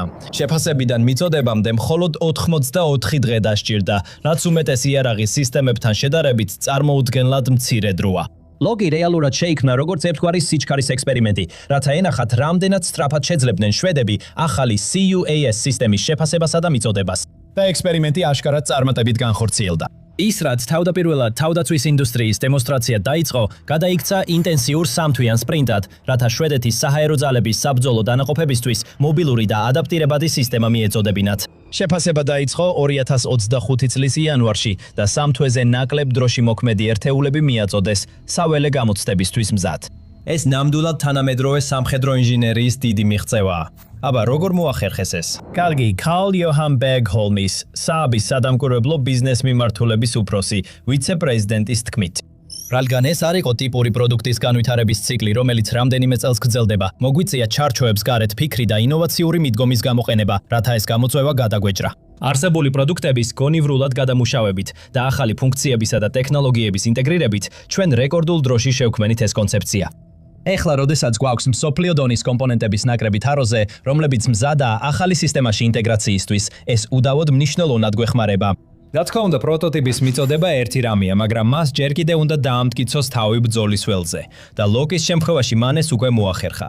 2025 წლის სექტემბერში სააბმა დაადასტურა, რომ ლოკი ბოლო 6 თვის განმავლობაში პოლონეთში იყო განთავსებული. ის გამოიყენებოდა მალბორკის საავიაციო ბაზაზე, სადაც შვედეთის 21 ფრთის, ხოლო მოგვიანებით 17 ფრთის ძალები ნატოს დავალებით იმყოფებოდნენ. მათი ამოცანა ძირითადად მოკავშირეთა ობიექტების დაცვა იყო, მათ შორის ლოგისტიკური ცენტრის, რომელიც უკრაინისთვის სამხედრო დახმარების გადაცემის მთავარი კერა იყო. აბა როგორ იმუშავა მან? ოფიციალური შეფასება, როგორც მოსალოდნელია შვედი ოფიცრისგან, პრაქტიკული და მოგრძალებულია. ეფექტური საჰაერო ოპერაციებისთვის აუცილებელია ძლიერი სახმელეთო დაცვა. ჩვენ მიერ განთავსებულმა სისტემებმა მნიშვნელოვნად გააძლიერა ბაზის უსაფრთხოება, როგორც ჩვენთვის, ისე ჩვენი მოკავშირეებისთვის, განაცხადა პოლონეთში შვედური კონტინგენტის მეთაურმა, ლეიტენანტ პოლკოვნიკმა კრისტიან ბერტელსენმა. სისტემის ფოტოები უფრო მეტ დეტალს გვაძლევს. სისტემაზე არსებული ნიშნები მიუთითებს, რომ რადარის ტესტირების დროს წარმატებით იქნა ჩამოგდებული 36 კვადროკოპტერი და 17 ფიქსირებული ფრთის მქონე უპილოტო საფრენი აპარატი. ფოტოები ასევე აჩვენებს სისტემის მაგაივერის სტილში აგებულებას. რადარი უბრალოდ პალეტზე იყო დამაგრებული და ელასტიური სამაგრებით იყო დაფიქსირებული. კვების წყაროც მარტივად და პრაქტიკულად იყო მოწყობილი. სადენები გატარებული იყო გაგრძელების კაბელით, რომელიც სავარაუდოდ გენერატორზე იყო მიერთებული. რადარის გვერდით არის წითელი კონტეინერი ანტენებით, აშკარად ეს არის ჩახშობის ბლოკი. ის არ არის შეღებილი, რაც სავარაუდოდ პროექტის სისწრაფეზე აქცენტს უსვამს და არა დახვეწილობაზე. ეხლა ერთი მხრივ ეს აქცენტი შესაძლოა გარკვეულ პრობლემებს უქმნიდეს სააბს, როდესაც ის ლოკის მთელ მსოფლიოში ყიდის. სისტემას ახლა 20-ეულის დონეზე ავარჯიშებს შვედეთის 21 ფრთა, ხოლო საბრძოლო დანაყოფებში სრული ინტეგრაცია 2025 წლის ბოლოსთვის არის დაგეგმილი. მაგრამ ნატოში ინტეგრაცია უფრო მკაცრ სტანდარტებს მოითხოვს, მაგალითად გაყვანილობის მარეგულირებელ წესებს. ამ ადრეული მოდელების მიხედვით, ზოგიერთი ელემენტი სავარაუდოდ დასალაგებელია, სანამ ისინი ფართოდ იქნება დანერგილი. მაგრამ მეორე მხრივ ლოკის შექმნისას გამოყენებული თანამშრომლობის სული და მოქნილი მიდგომა შეიძლება გახდეს მომავალი პროექტებისთვის ნიმუში, ან თუნდაც ნატოს დოქტრინის ცვლილების საფუძველი. როგორც შვედეთის საჰაერო ძალების უფროსი, გენერალ-მაიორი იუნას ვიგმანი ამბობს, ეს ნათელი მაგალითია იმისა, თუ როგორ ვაშენებთ საჭირო შესაძლებლობებს და მზად ვართ გადაუხვიოთ ჩვეულ პროცესებს, რათა სწრაფად უპასუხოთ დღევანდელ საფრთხეებს. ჩვენ მუდმივად უნდა განვითარდეთ და ვიპოვოთ სწრაფი და კომპეტენტური გადაწყვეტილებები, რათა ავაშენოთ უფრო ძლიერი საჰაერო ძალები. ეხლა ჩვენ არ ვიცით რამდენი ღირს, მაგრამ ლოკი მასშტაბირებადია და ადაპტირებადი ცვალებადი საფრთხეების მიმართ, რადგან საჭიროების შემთხვევაში მასზე დამატებითი სენსორებისა და იარაღის სადგურების დაყენება შეიძლება.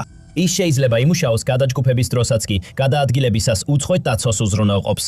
ის მარტივად ერთვება ფენოვან საჰაერო თავდაცვაში და შექმნილია სხვა სისტემებთან ინტეგრაციისა და ურთიერთთავსებადობის გასაფართოებლად. რამდენ სხვა სისტემაზე შეუძლია ნატოს ამის თქმა. ეს მახასიათებლები შეიძლება გადამწყვეტი ფაქტორი იყოს მომავალ წლებში. მოგზალებულმა ირანულმა შაჰიდის დრონმა ომი ისე შეცვალა, რომ აშშ-საც კი მოუწია მისი უკოინჟინერია, რათა სწრაფად შეექმნა საკუთარი ანალოგი. ვერაფერი შეედრება მაღალი დონის სისტემების, როგორიცაა პატრიოტი და თადი, ძალას შემომავალი საჰაერო ობიექტების აღმოჩენასა და განადგურებაში. მაგრამ მხოლოდ უკრაინას შეუძლია რამდენიმე თვეში მთლიანად მოიხმაროს 1 წლის განმავლობაში წარმოებული PAC-3 რაკეტები თუ მათ ხელში ჩაიგდებს. შესაძლოა ომის სახე იმდენად სწრაფად იცვლება, რომ საუკუნოვანი ხანგრძლივი, მაგრამ მომგებიანი თავდაცვითი წარმოების ციკლი უბრალოდ აღარ არის მდგრადი. ის ძალიან ძვირია და ზედმეტად ნელია. უკრაინაში ომი ადამიანთა ისტორიაში უპრეცედენტოდ ინტენსიური დრონების ბრძოლის ველი გახდა.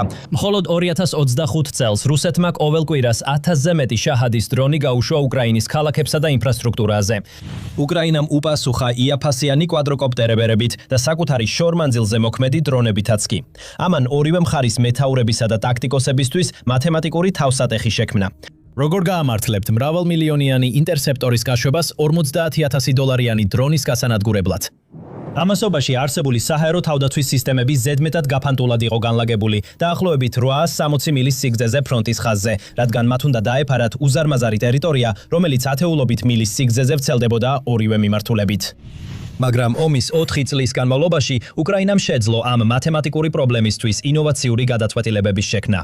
და თუ საწესი ცნობების სწორია, უახლესი გადაწყვეტა შეიძლება იყოს ყველაზე ელეგანტური პასუხი, რომელიც უკრაინამ აქამდე იპოვა დრონების პრობლემაზე. ლაზერული იარაღი, სახელად Sunray.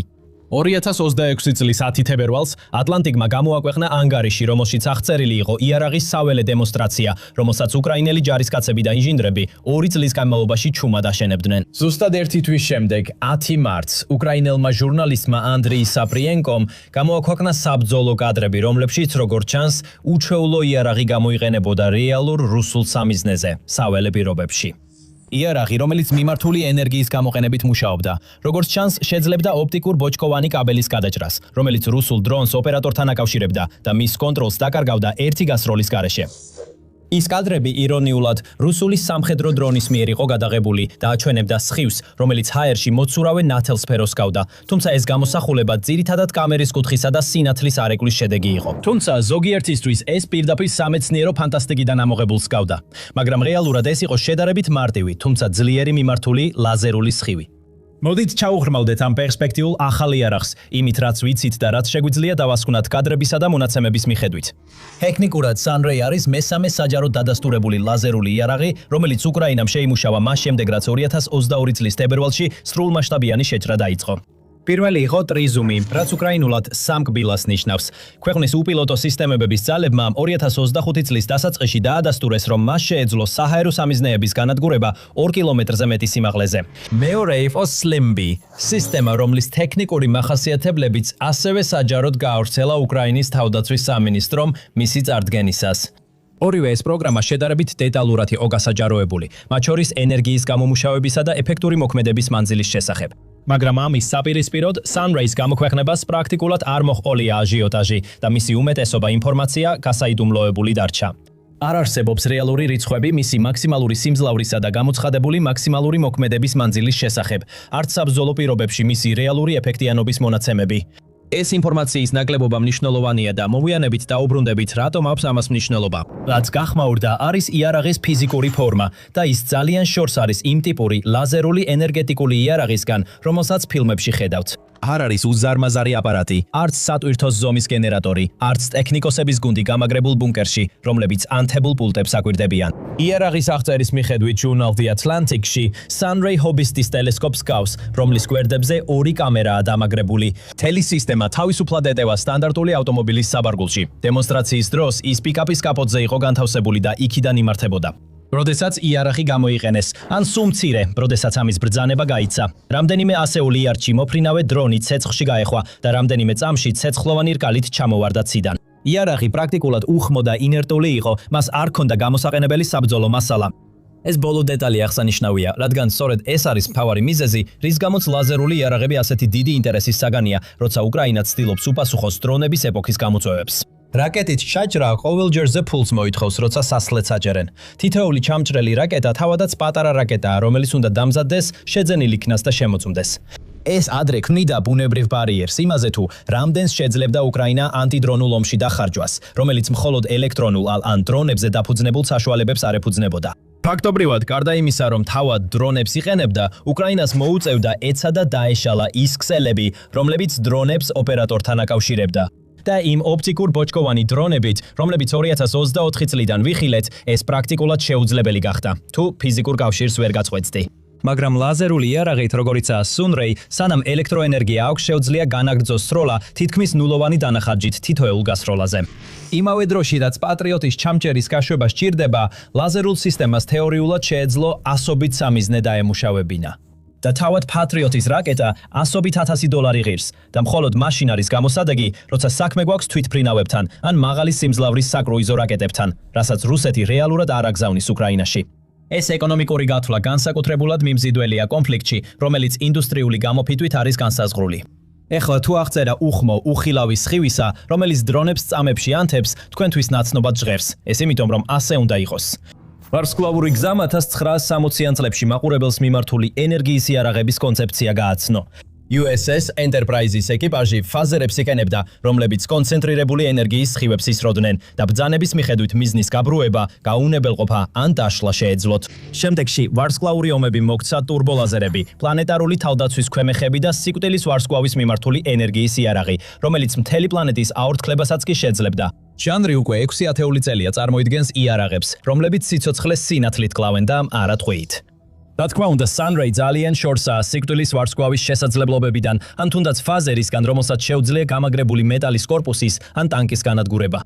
მაგრამ ძირითადი კონცეფცია, სადაც საკმარისი ენერგია კონცენტრირდება ძალიან პატარა წერტილზე, რათა გააცხელოს და გაანადგუროს მცირე სამიზნე, 10 წლეულებია მუშავდება. Sunray-ს მხოლოდ ის სჭირდება, რომ გადახუროს პატარა დრონის ელექტრონიკა, ან რამდენიმე ასეული იარდზე მისი თხელი ნახშირბადოვანი ჩარჩო დაწვას. ფიზიკა, რომელიც დგას სამეცნიერო ფანტასტიკის იარაღისა და რეალური იარაღის უკან, მხოლოდ მასშტაბით განსხვავდება, მაგრამ ეს მცირე მასშტაბი ზუსტად ისაა, რაც უკრაინას სჭირდება, როცა ყოველდღიურად დრომების ჯგუფებს ებრძვის. იმის გასაგებად, რას ნიშნავს დემონსტრირებული შესაძლებლობა პრაქტიკაში, გაიხსენეთ თებერვლის ვიდეო. პატარა დრონი გაუშვეს და ის რამდენიმე ასეული იარდზე გაფრინდა. სისტემა მას ავტომატურად აკვირდებოდა, კამერები მიზანზე ფიქსირდებოდა. ოპერატორის სროლის ბრძანებიდან რამდენიმე წამში დრონი უბრალოდ აალდა და ჩამოვარდა. მარტის ვიდეო კადრები სხვაგან ზუმილებას ამატებს. ამ შემთხვევაში ჩანს, რომ იარაღებმა სამიზნე დაირჩიეს არა თვითონ დრონი, არამედ ოპტიკურ ბოჭკოვანი კაბელი, რომელიც დრონს ოპერატორთან მიწაზე აკავშირებდა. ამ კავშირის გაწყვეტა თვითონ დრონს არ ანადგურებს. დრონი არ ფეთქდება. უბრალოდ კარგავს ენერგიასა და კავშირს და ვარდება. ეს გარკვეულწილად უფრო ელეგანტური განადგურებაა, ვიდრე თვითმფრინავის ჩარჩოს დაწვა. სამიზნე ჩუმად ნეიტრალდება, დამწვარი ნამსხვრევებისგან დამატებითი რისკის გარეშე და ერთადერთი რაც ნადგურდება, არის კაბელი, რომელიც უკვე გარემოსთვის პრობლემას წარმოადგენს. რა თქმა უნდა, გარკვეული ნაბიჯია საჭირო ამ ორი მკაცად კონტროლირებადი სცენარიდან რეალურ საბრძოლო გარემოში გადასასვლელად, მაგრამ მისი სარგებლიანობის ძირითადი პრინციპი სწორია. რუსულმა ძალებმა სულ უფრო ხშირად დაიწყეს გამოყენება იმსოვეი მოლოდინის დრონებისა, უპილოტო საფრენი აპარატებისა, რომლებიც ფრონტის ხაზთან ახლოს ტრიალებენ ან დაყონდებიან. ისინი დაკავშირებულია გრძელ ოპტიკურ ბოჭკოვან კაბელებთან, რომლებიც სიგნალებს ოპერატორთან აბრუნებენ მთლიანად გვერდსუვლიან GPS და უძლებენ ელექტრონულ ჩახშობას. ეს სისტემები უკრაინული ძალებისთვის მზარდ პრობლემად იქცა, რადგან ტრადიციული ჩახშობა და GPS-ის მოტყუება, რომლებიც ეფექტურია შაჰადებისა და კომერციული კვადროკოპტერების წინააღმდეგ, უბრალოდ არ მუშაობს დრონებზე, რომლებიც პირდაპირ ფიზიკური მავთულით იმართება. ლაზერი, რომელსაც შეუძლია ამ კაბელზე დამიზნება და რამდენიმე წამში მისი გადამწვარი, წარმოადგენს გამოსავალს იმ პრობლემაზე, რომელსაც არც ერთი არსებული სისტემა ასე სუქთად ვერ აგვარებს. საფრთხის სპექტრის მოკლებოლოში მცირე კომერციული კვადროკოპტერები, რომლებიც მოდიფიცირებულია ხელყუმბარების დასაგდებად ან ფორმირებული მუხტის საბრძოლო თავების გადასატანად, ომის ერთ-ერთ გამსაზღვრელ ტაქტიკურ იარაღად იქცა და ფრონტის ხაზზე ქვეითთა პოზიციებს აშინებს. ეს დრონები იაფია, მრავლადაა და ტრადიციული იარაღით ჩამოგდება რთულია. პუნქტური თავდაცვის ლაზერი, რომელსაც შეუძლია ჩუმად დაწვას დრონი ციდან აღმოჩენიდან რამდენიმე წამში ხმაურის გარეშე, რომელიც ოპერატორის პოზიციას გასცემს და ამავე დროს არ ხარჯავს საბრძოლო მასალას, წარმოადგენს ძლიერ ინსტრუმენტს ასეულის ან ბატალიონის დონეზე. დამაგრეთ იგი მანქანაზე, მიაერთეთ გენერატორზე და მიეცით შესაძლებლობა ხელოვნური ინტელექტის თვალთვალის სისტემას შეასრულოს თავისი საქმე. ყველა პატარა FPV დრონი, რომელიც თავდაცვით ხაზს უახლოვდება, ხდება პოტენციური სამიზნე და თითოეული ასეთი ჩართვა პრაქტიკულად არაფერს ღირს. ეხლა გადავიდეთ ციფრებზე, რადგან სწორედ ციფრებში ხდება Sunray-ის ისტორია მართლაც გამორჩეული. ანგარიში მიუთითებს, რომ Sunray დაახლოებით 2 წლის განმავლობაში ვითარდებოდა, ხოლო ზოგიერთი შეფასებით პროტოტიპის შექმნას რამდენიმე მილიონი დოლარი დაჯდა. სერიული მოდელის სავარაუდო ერთეულის ღირებულება რამდენიმე $100,000 შეადგენს. ყველაზე ახლო შედარება რაც გვაქვს არის აშეთეშოს საზღვაო ძალების ჰელიოსის სისტემა, რაც ნიშნავს მაღალი ენერგიის ლაზერს ინტეგრირებული ოპტიკური დამაბრმავებლით და სადაზვერვო ფუნქციით. ჰელიოსი შეიქმნა Lockheed Martin-ის მიერ 2018 წელს გაფორმებული $150 მილიონი ღირებულების კონტრაქტის ფარგლებში. და ეს მხოლოდ განვითარების კონტრაქტის ღირებულებაა, არა სისტემის თითოეული ერთეულის ფლოტში განთავსების ფასი. ზოგიერთი ანალიზის მიხედვით, სრული ჰელიოსის პროგრამის, მათ შორის დამატებითი ვარიანტებისა და შემდგომი სამუშაოების გათვალისწინებით, პოტენციური საერთო ღირებულება $1 მილიარდ უახლოვდება. ამერიკული სისტემა ნამდვილად შთამბეჭდავია და მუშაობს ისეთი სიმძლავრით, რომელსაც უკრაინის პროტოტიპი თითქმის ვერ შეედრება. მაგრამ იმ კონკრეტული მისიისთვის, რომელიც უკრაინას სჭირდება, მაგალითად, მცირე დრონების ჩამოგდება ფრონტის ხაზთან ახლოს, უკრაინული სისტემა სავარაუდოდ ბევრად უფრო ეფექტურია ხარჯების მხრივ. ეს ხარჯთაღლიცხო კიდევ უფრო თვალსაჩინო ხდება, როდესაც Sunrays დასავლეთში 2025 წლისთვის შექმნილ მაღალი ენერგიის ლაზერულ იარაღებთან ერთად განვიხილავთ. გერმანიის Rheinmetall და MBDA მინიმუმ 2019 წლიდან ავითარებენ გემზე დამონტაჟებულ ლაზერულ დემონსტრატორს. 2026 წლის დასაწყისისთვის ამ პროგრამამ დაასრულა 1 წლის საზღვაო გამოცდები და ჩაატარა 100-ზე მეტი ცოცხალის როლის ტესტი. თუმცა მისი ბიუჯეტის კომიტეტი უკვე განგასტეხდა დემონსტრატორის ფაზისთვის გათვალისწინებულ 462 მილიონი ევროს, ან დაახლოებით $548 მილიონი ხარჯზე, არსებული გაცვლითი კურსით. ამასობაში ავსტრალიური კომპანია ელექტროოპტიკური სისტემები სთავაზობს თავის 100 კილოვატიან ლაზერულ იარაღს Apollo-ს, რომელმაც გასული წლის აგვისტოში მოიპოვა პირველი ცნობილი საექსპორტო კონტრაქტი ამ ტიპის ლაზერული სისტემისთვის. მყიდველი კი ნიდერლანდები იყო. ეს არის სრულყოფილი ძლიერი სისტემები, რომლებიც აშენებულია დასავლური შესყიდვების პროგრამების მკაცრი სტანდარტების მიხედვით, საიმედოობის, თავსებადობისა და ხანგრძლივობის მოთხოვნებით, რაც მნიშვნელოვნად ზრდის მათ ღირებულებასა და განვითარების ვადებს. ეხლა თუ გსურთ დასავლური სისტემების ნახვა, აუცილებლად გამოიწერეთ The Military Show. ჩვენ ყოველდღიურად ვაქვეყნებთ ვიდეოებს, რომლებიც სამხედრო ტექნოლოგიების ყველა მნიშვნელოვან მიღწევას ეხება. ამის ნაცვლად უკრაინის Sunray ქმნის უნიკალურ ნიშას. IAP იარაღები, რომლებიც შეიძლება დიდი რაოდენობით გამოიყენონ, სწრაფად აშენდეს საომარი პირობებში და ეფექტურია იმ კონკრეტული დრონების წინააღმდეგ, რომლებიც ფრონტის ხაზზე ჯარისკაცებს კლავენ. თუ უკრაინა საბოლოოდ შეძლებს Sunrays მასობრივ წარმოებას და ეს დიდი თუა, სტრატეგიული შედეგები შეიძლება მნიშვნელოვანი იყოს. თანამედროვე საჰაერო თავდაცვა უკრაინაში ფენებად არის აგებული. შორ მანძილზე მოქმედი სისტემები, როგორიცაა პატრიოტი, ბალისტიკურ და ფრთოსან რაკეტებს უმკლავდება. საშუალო მანძილზე მოქმედი სისტემები საშუალო დისტანციებზე თავდასხმებს უმკლავდება. ხოლო მოკლე დისტანციაზე ქვეითი ჯგუფები ტყვიამფრქვევებით, ელექტრონული ბრძოლის კომპლექტებით და თვითნაკეთი დრონების დამჭერი პადეებით უმკლავდებიან დრონების ჯოგურ საფრთხეს, რომელიც ყველა სხვა თავდაცვის ფენას სცდება.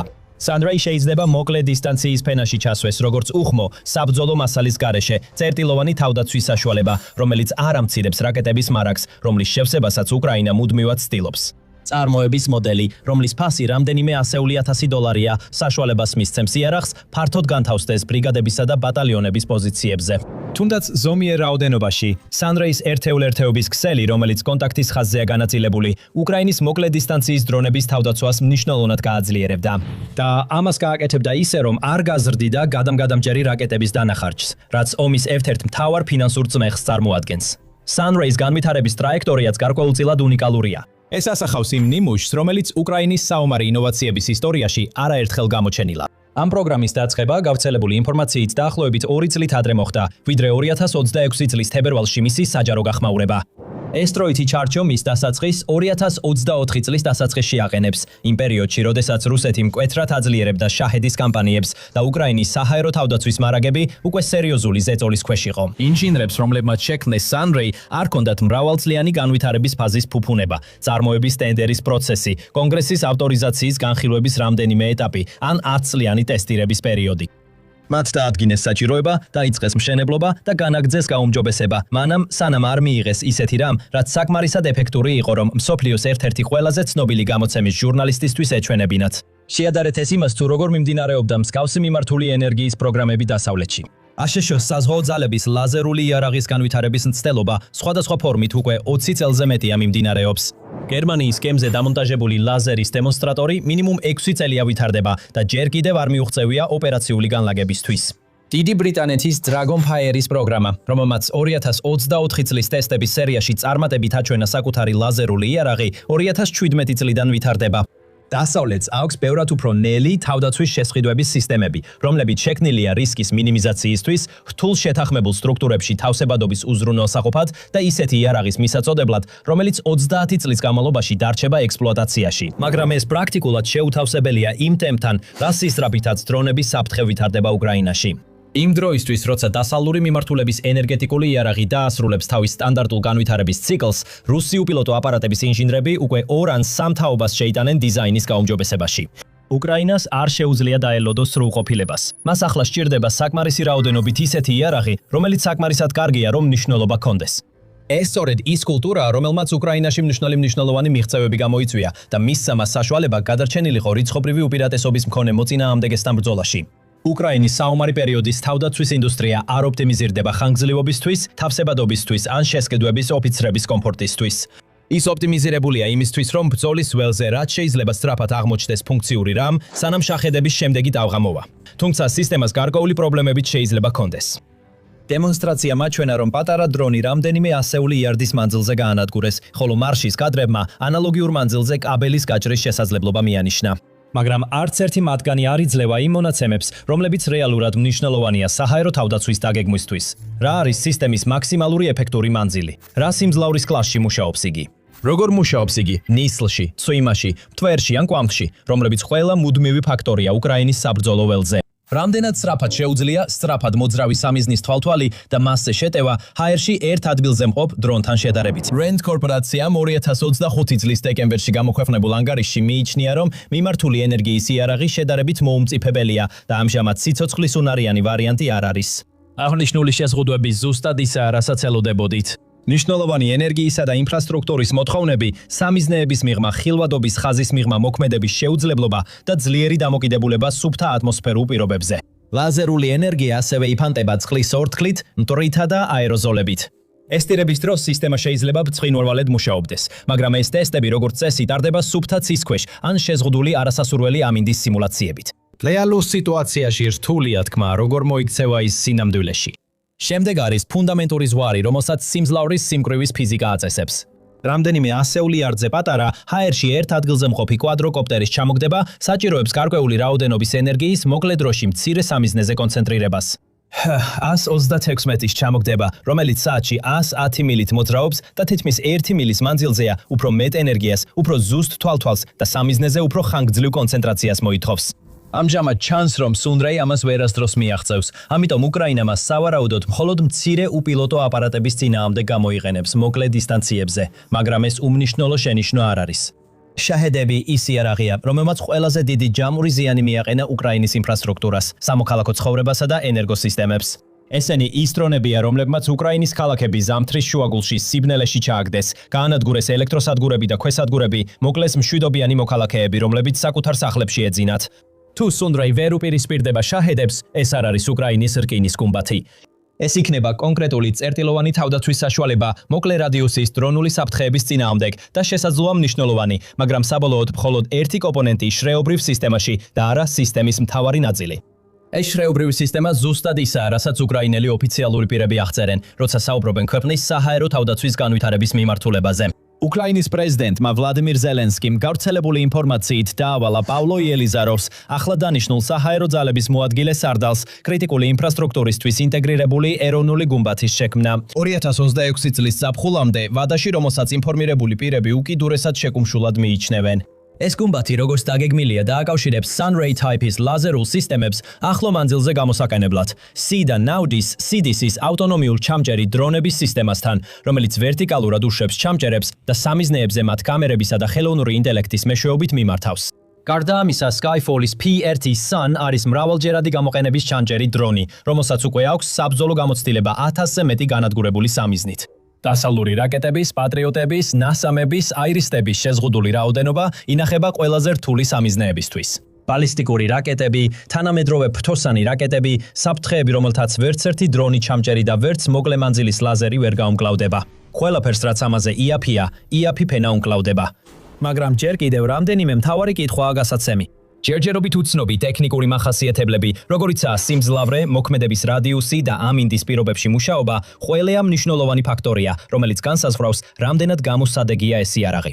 მხოლოდ ამ მონაცემებით შეძლებენ ანალიტიკოსები ობიექტურად შეაფასონ, რამდენი სუნდრეი დასჭირდება უკრაინას, რათა რეალურად იმოქმედოს მის წინაშე არსებულ დრონების საფრთხეზე და რა დაუჯდება ამ ზღვარის მიღწევა.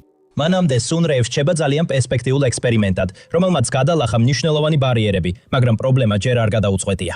მაგრამ ამ საკითხების გარდა აშკარაა, რომ უკრაინამ ამ ომის განმავლობაში არაერთხელ დაამტკიცა, რომ ტექნოლოგიური ჩამორჩენის დაძლევის უნარი აქვს.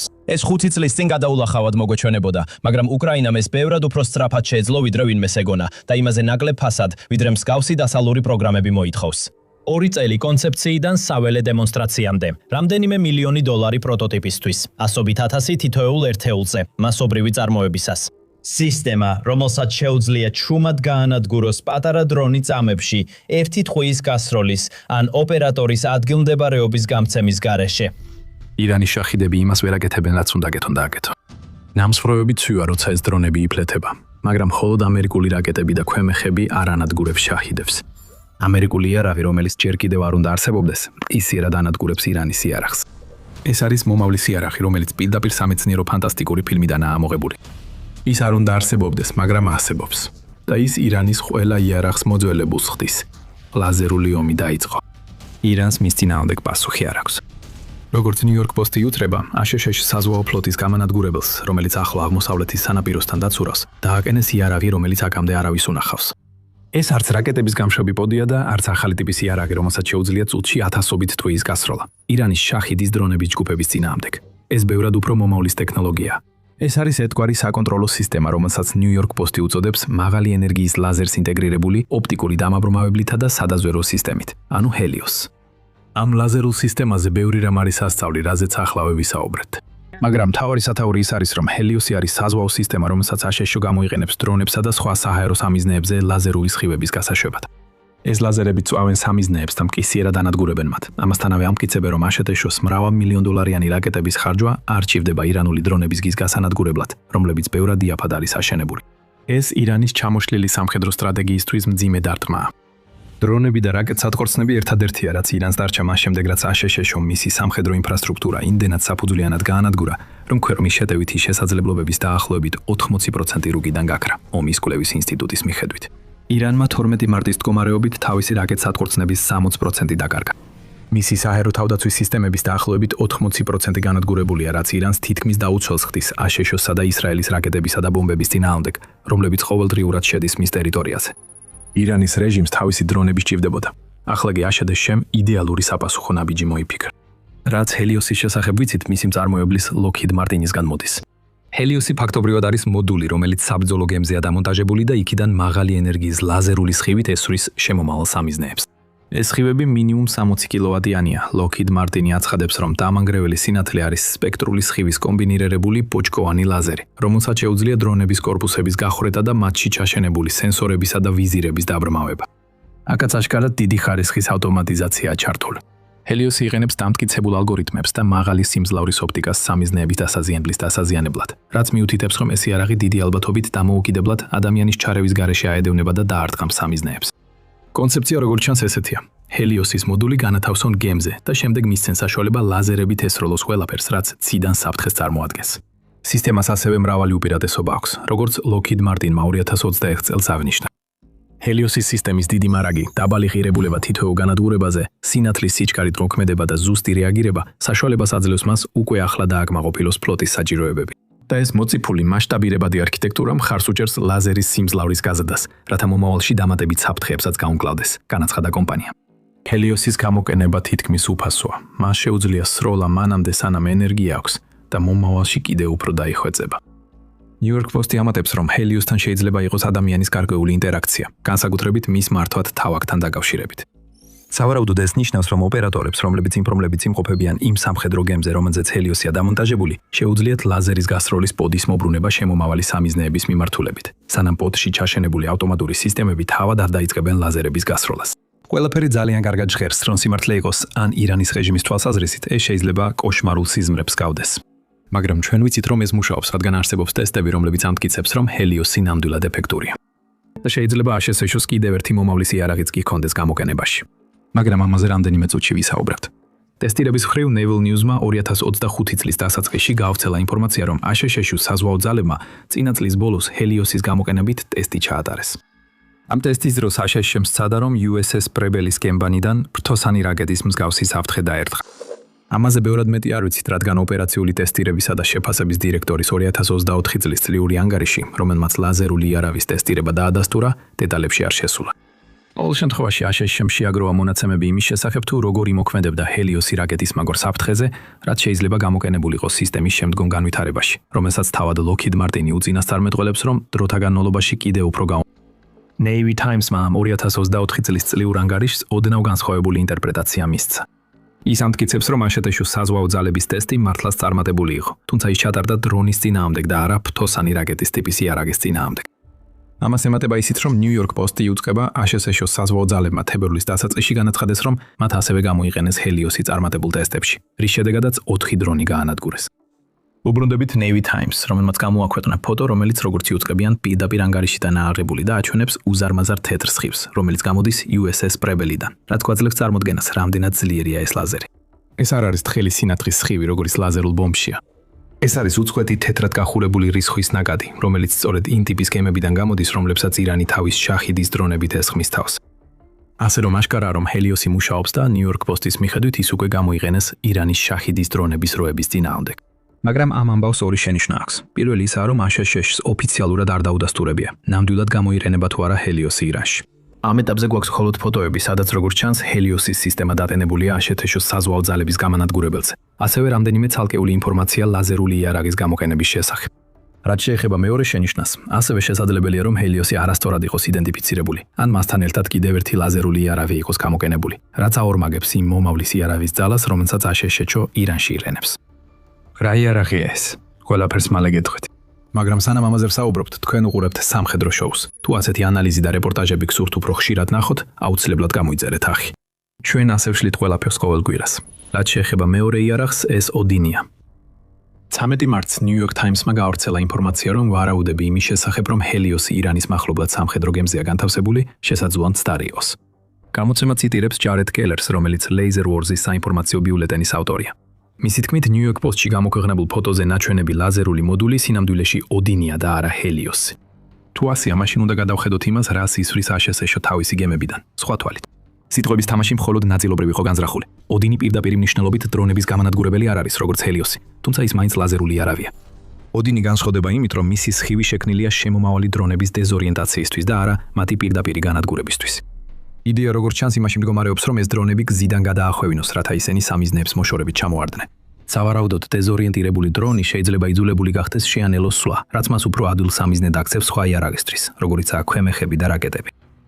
Army Recognition-მა 2 მარტს გაავრცელა ინფორმაცია, რომ ოპერაცია ეპიკური რისხვის პირველივე დრიდან გავრცელებული კადრები მიუთითებს, რომ ოდინი უკვე განლაგებულია. კადრები, რომელიც ASHS-ის ცენტრალური სარდლობის მიერ გავრცელდა და 28 თებერვალს გამოქვეყნდა, აჩვენებს, როგორ უშვებს ASHS-ის არლიბერგის კლასის გამანადგურებელი ტომაჰოკის რაკეტებს სამიზნის მიმართულებით. თუმცა, რაც ადვილად შეიძლება გამოგეპაროთ იმავე კადრებში, არის ის, რომ როგორც ჩანს, ოდინის ლაზერული სისტემა იყო განლაგებული იმ დათმის დროს და როგორც ჩანს, ტომაჰოკისთვის დამხმარე როლს ასრულებდა.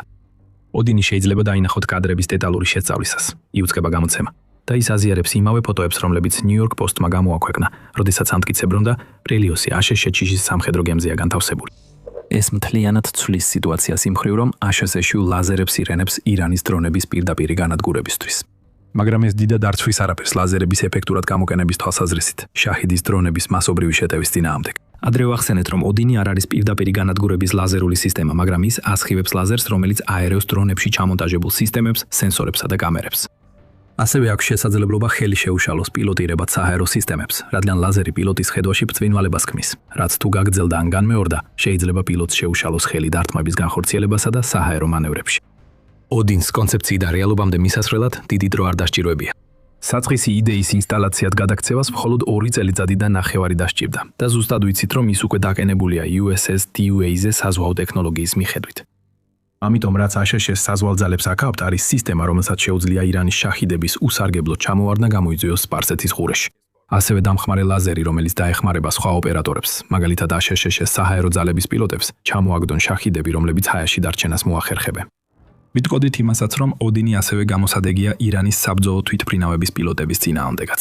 თუმცა ASHS-მ და ისრაელმა ირანის მოძველებული საჰაერო ძალები ისე ძლიერად დააზიანეს, რომ მისი მებრძოლი თვითმფრინავები ფაქტობრივად არანაირ როლს არ თამაშობენ ოპერაცია ეპიკური რისხვის ფარგლებში.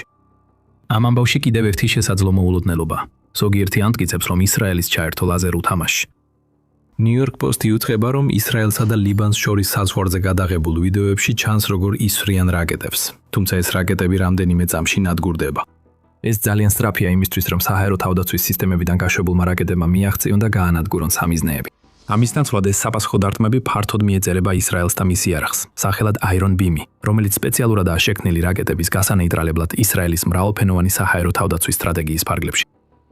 Iron Beam-ი კიდევ უფრო ძლიერია ვიდრე Helios-ი, რადგან მას აქვს 100 კილოვატიანი ლაზერი. კერძოდ Iron Beam-ს აქვს ორი მაღალი ენერგიის ლაზერული სისტემა, რომლებიც მიერთებულია საჰაერო თავდაცვის რადარსა და მართვისა და კონტროლის ერთეულს. ორმაგი ლაზერული სისტემა განსაკუთრებით შთამბეჭდავია. ის ისეა დაპროექტებული, რომ Iron Beam-ის ლაზერი იყოს იმდენად ძლიერი, რომ გააუმჯობესოს მუშაობა ატმოსფერულ დარღვევებში, როგორიცაა წვიმა და ღრუბლები, რაც შეიძლება გამოიწვიოს ლაზერის სხივის ფრაგმენტაცია ან გადახვევა კურსიდან. თუ სისტემა მუშაობს ისე, როგორც უნდა იმუშაოს, ის აგზავნის ძლიერ სხივს, რომელიც მონეტის დიამეტრისაა და პირდაპირ მიზნის გულში გადის. თუ Iron Beam-ი ირანის ომში ჩაერთო, ეს რეჟიმს აძლევს სამამდე ლაზერულ იარაღს, რაზეც უნდა იდარტოს. თუმცა ისრაელი ამბობს, რომ Iron Beam-ი ჯერჯერობით ფაქტორი არ არის. იერუსალიმ პოსტის მიხედვით, ისრაელის თავდაცვის ძალები ამბობს, რომ Iron Beam-ი ირანთან ომში არ გამოუყენებიათ და ის საერთოდ არ არის მზად რეგულარული გამოყენებისთვის. მაგრამ ამ განცხადებაზე შეიძლება ეჭვი გაჩნდეს, რადგან Iron Beam-ის სხვადასხვა ვერსიები 2024 წლის შემოდგომაზე Hezbollah-ს 40 დრონის ჩამოსაგდებად გამოიყენეს, რაც მიუთითებს, რომ ისრაელის ტექნოლოგია ნამდვილად მუშაობს. შესაძლოა მიმდინარეობდა განახლება, რის გამოც Iron Beam-ის უახლესი ვერსია დროებით გამოუყენებელი გახდა. ან შესაძლოა ისრაელი მალავს თავისი ახალი ლაზერული იარაღის გამოყენებას და ამჯობინებს, რომ ის დარჩეს საიდუმლოდ, რათა ირანის რეჟიმმა არ იცოდეს, რომ ის ბრძოლაშია და ამით შეძლოს ირანული რაკეტებისა და დრონების მოულოდნელად განადგურება. ჩვენ უბრალოდ არ ვიცით, მაგრამ ვარაუდები ძალიან ბევრია. და თითქოს ირანისთვის ესეც საკმარისი არ იყოს. აშშ-სა და მის მიერ მომავლის ტექნოლოგიების გამოყენება არ მთავრდება მხოლოდ ლაზერებით, რომლებიც დრონებს აბრმავებს და ანადგურებს. კოსმოსური ომი ლაზერულ ომთან ერთად დაიწყო და ეს ბრძოლის კიდევ ერთი ნაწილია, რომელშიც ირანი უბრალოდ ვერ შეეჯიბრება. ომის მომავალი უკვე აქ არის და ვიდეოს ბოლოს აგიხსნით, რატო არის ეს ასე. პირველ რიგში აშშ-ის პრეზიდენტმა დონალდ ტრამპმა ოპერაცია ეპიკური რისხვის დაწყებიდან რამდენიმე დღეში საინტერესო განცხადება გააკეთა. მან განაცხადა, რომ აშშ-ის სამხედრო ძალებს და ისრაელის თავდაცვის ძალებს შეუძლიათ ირანის რაკეტების გაშვების ადგილს დაარტყან, გაშვებიდან 4 წუთში. როგორ შეიძლება ეს საერთოდ შესაძლებელი იყოს? მოკავშირე ძალებმა ირანის სარაკეტო შესაძლებლობები იმდენად დააზიანეს, რომ გაშვებები უფრო იშვიათი ხდება და ისინი ხორციელდება გამშვები დანადგარებით, რომლებიც სწრაფად გამოაქვთ, იყენებენ და ისევ მალავენ, როგორც კი ირანს შეუძლია. იმისთვის, რომ ამ გამშვებ დანადგარებზე დარტყმები მოხდეს, მათი გამოყენებიდან მხოლოდ 4 წუთში აშშ-ს დასჭირდება საშუალება, რომ პისიერად დაადგინოს სადიმყოფებიან ეს დანადგარები. აშშ-ს ასეთი საშუალება აქვს და მას აშშ-ის კოსმოსური ძალები იყენებს. ამის შესახებ წერს New York Post-ი, რომელმაც ესაუბრა ჯონს ჰოპკინსის უნივერსიტეტის კოსმოსური ძალების პროგრამის ყოფილ პროფესორს ბრენდ დევიდზიანიკს. აშშ-ს შეუძლია რაკეტსატყვარცნი პოზიციების პოვნა თანამგზავრებით, რომლებიც აღჭურვილია ინფრაწითელი სენსორებით, რათა დაადგინონ საიდან ისვრიან რაკეტებს. ის ასევე არნიშნავს, რომ ეს შესაძლებლობა თავდაცვითი თვალსაზრისითაც მნიშვნელოვანია და ამბობს, მათ შეუძლიათ რაკეტების აღმოჩენა და ზუსტად განსაზღვრა, სად მდებარეობს გამშვები დანადგარები. რაკეტების ველზე მყოფ ძალებს ატყობინებენ, რომ შეტევა მოდის, რათა მათ შეეძლოთ თავშესაფრებში ან ბუნკერებში გადასვლა.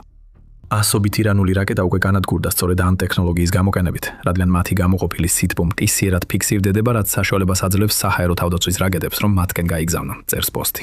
სავსებით შესაძლებელია, რომ აშშ-ც იყენებს ამ ტექნოლოგიას ირანის ტერიტორიაზე ინფრაწითელი ენერგიის ამოფრქვევების დასაფიქსირებლად, რაც რაკეტის გაშვების აშკარა ნიშანია და საშუალებას აძლევს აშშ-ს, რომ თითქმის მაშინვე, როგორც კი ირანული გაშვება დასრულდება, გამოგზავნოს თვითმფრინავები ან დისტანციური საბრძოლო მასალები ახალი სამიზნისკენ. ზიანი კი არ ასახელებს, რომელ კოსმოსურ სისტემას იყენებს აშშ-ში ამ მიზნებისთვის. თუმცა Sky Defender-ი შეიძლება კარგი ვარაუდი იყოს. ტექნოლოგია მოიცავს მიწაზე დაფუძნებულ რადარს, რომელიც ხელს უწყობს კოსმოსური დომენის ცნობიერებას. გარდა ამისა, მუშაობს Thales Alenia Space-თან ერთად რაკეტული საფრთხეების გამოსავლენად. დედამიწის გარშემო მოძრავი თანამგზავრები აღჭურვილია ინფრაწითელი სენსორებით, რომლებიც გამოიყენება რაკეტების გაშვების გამოსავლენად. ინფორმაცია იმის შესახებ, თუ საიდან იქნა რაკეტა გაშვებული, შეიძლება მიწოდებული იქნას მანამდეც კი, სანამ თავად რაკეტა გამოჩნდება სხვა მიწაზე დაფუძნებულ რადარებზე. და როგორც ჩანს, ხელოვნურ ინტელექტს იყენებენ მთელი სისტემის გასაუმჯობესებლად. ფაქტობრივად ამერიკელი ოპერატორები ადგილზე იღებენ ინფორმაციას ინფრაწითელი დეტექტირების თანამგზავრებიდან, რომელსაც როგორც ჩანს, ხელოვნური ინტელექტის დახმარებით იყენებენ ირანის რაკეტების გაშვების პოზიციების ტრიანგულაციისთვის. როგორც კი მდებარეობა იძებნება, აშშ-ს ახორციელებს შეტევას და ასე უბრალოდ კიდევ ერთი გაშვების ადგილი წუთებში იშლება რუკიდან. ამ ყველაფრის შედეგი ირანისთვის ძალიან მარტივი ფაქტია. ლაზერული ომები უკვე დაიწყო, კოსმოსური ომებიც ზედ დაემატა და ირანის არსენალში არც ერთი იარაღი ახლოსაც ვერ მოდის იმასთან, რასაც აშშშ ოპერაცია ეპიკური რისხვისთვის ამზადებს. განსაკუთრებით ოდინისა და ჰელიოსის ლაზერებმა შეიძლება მოქცეს წარმოდგენა ანტიდრონული ბრძოლის მომავალს. ის რაც ადრე იარაღის მწარმოებლებისთვის მხოლოდ ოცნება იყო, ეხლა იქცევა ტექნოლოგიად, რომელიც არა მხოლოდ ამართლებს თავის თავს, არამედ აქტიურად უშლის ირანის შაჰიდის დრონებს იმ საქმის გაკეთებას, რაც ირანს სჭირდება.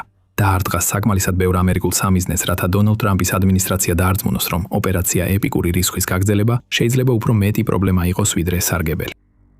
ლაზერები ბევრად უფრო სწრაფად ისრიან, ვიდრე ყველაზე სწრაფი რაკეტაც კი და ხარჯების მხრივ მათი გამოყენება გაცილებით ეფექტურია, ვიდრე ძვირადღირებული რაკეტები, რომლებსაც აშშ ადრე იყენებდა ირანის დრონებთან გასამკლავებლად. ეს რაკეტები რა თქმა უნდა ჯერ კიდევ გამოიყენება, მაგრამ როგორც კი აშშ-ის ლაზერული ტექნოლოგია გაუმჯობესდება, ის თითქმის გარდაულად ჩაანაცვლებს რაკეტებს, როგორც უპილოტო საფრენი აპარატების წინააღმდეგ ბრძოლის მთავარ იარაღს. აბა როგორ შეიძლება ასე არ მოხდეს?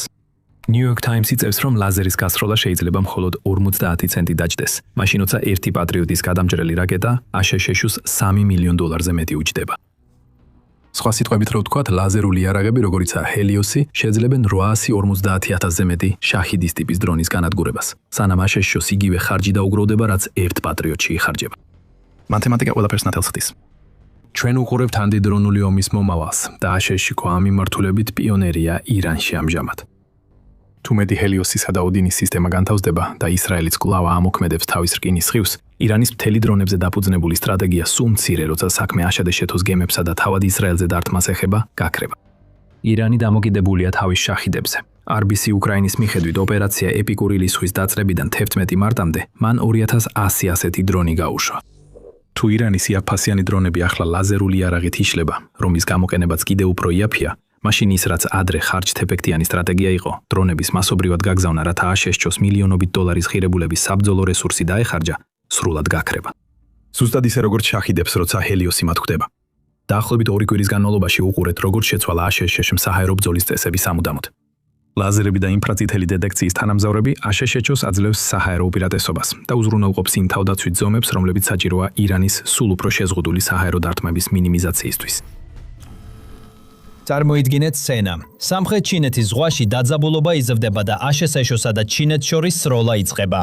ჩინეთის ჯუტიანის დრონების დედაგემი აფრინდება და ათეულობით მომაკვდინებელ უპილოტო საფრენ აპარატს უშვებს, რომლებიც პირველი კუნძულოვანი ჯაჭვის რომელიღაცა წერტილში მდებარე აშშ-ს სამხედრო ბაზისკენ მიემართებიან.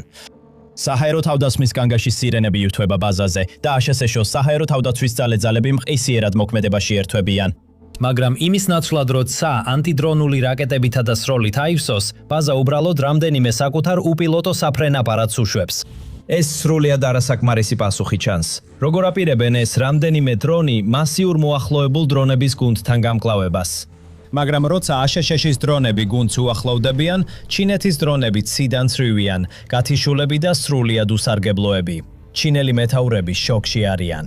მათი გუნდი დამარცხებულია და მხოლოდ ყურება შეუძლიათ, როცა აშშ-ის ის მართოდი რაკეტები სწრაფად უკან დახეულ ჯუტიანს მიემართება.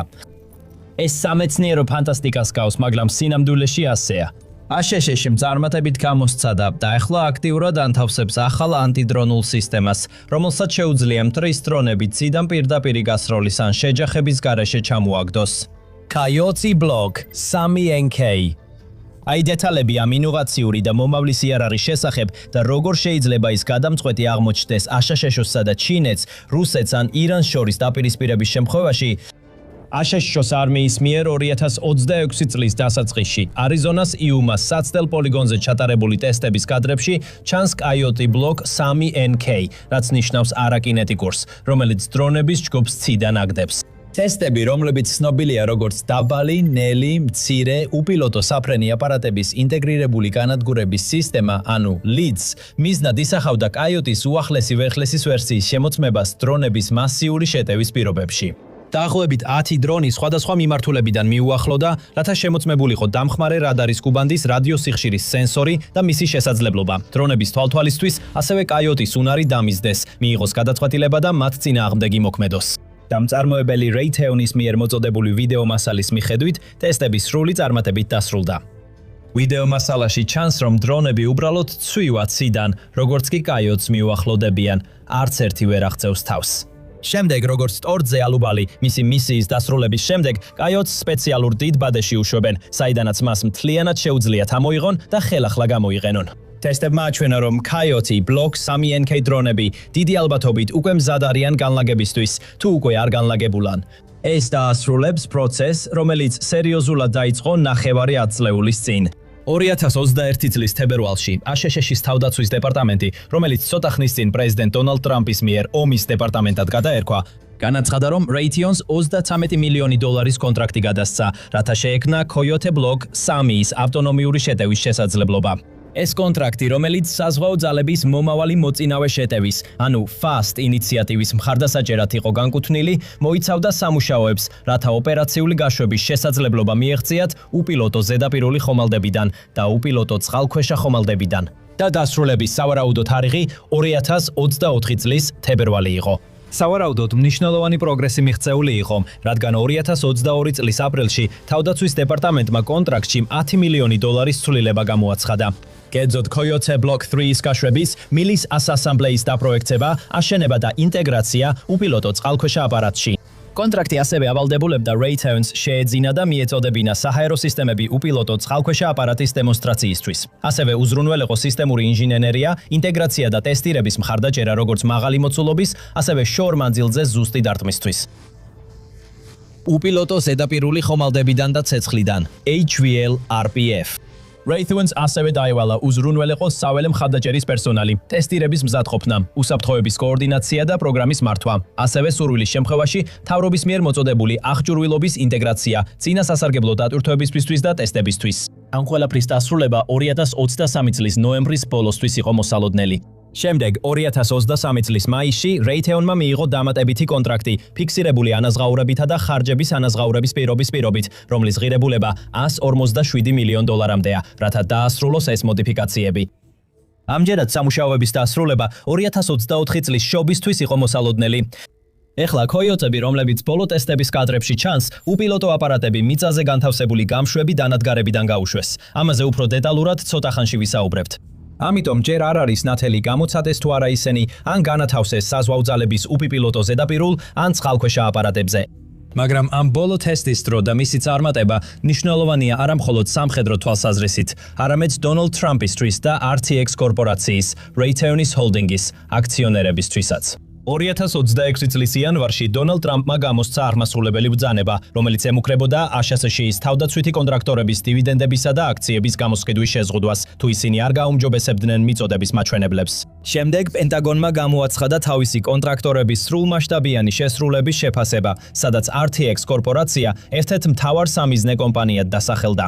კომპანია სხვა მსხვილ თავდაცვით ფირმებთან ერთად, როგორიცაა Lockheed Martin და Northrop Grumman, ახლა ზეწოლის ქვეშაა, რომ გაზარდოს იარაღის წარმოება და ამავე დროს შეინარჩუნოს ინვესტორებისთვის მოგება, რომელიც ბოლო წლებში, რბილად რომ ვთქვათ, საკმაოდ სოლიდური იყო. RTX-ის აქციების ფასი შეიძლება თითქმის 1%-ით დაეცა Trump-ის განცხადების შემდეგ კვირებში, მაგრამ ის წინა წელთან შედარებით 60%-ზე მეტით არის გაზრდილი და ბოლო 5 წელთან შედარებით 175%-ით. ამიტომ Coyote Block 3NK-ის წარმატებით მიწოდება, თუნდაც ეს ტესტები მოსალოდნელ მიწოდების თარიღზე 1 წელზე მეტი დაგვიანებით ჩატარდეს. დიდად შეუწყობს ხელს Raytheon-ის სხვა ბოლოდროინდელი, ფართოდ გაშუქებული მიწოდების დაგვიანებების კომპენსირებას AGM-154C ერთობლივი გლაიდ ბომბებისა და SM-6 რაკეტების შემთხვევაში.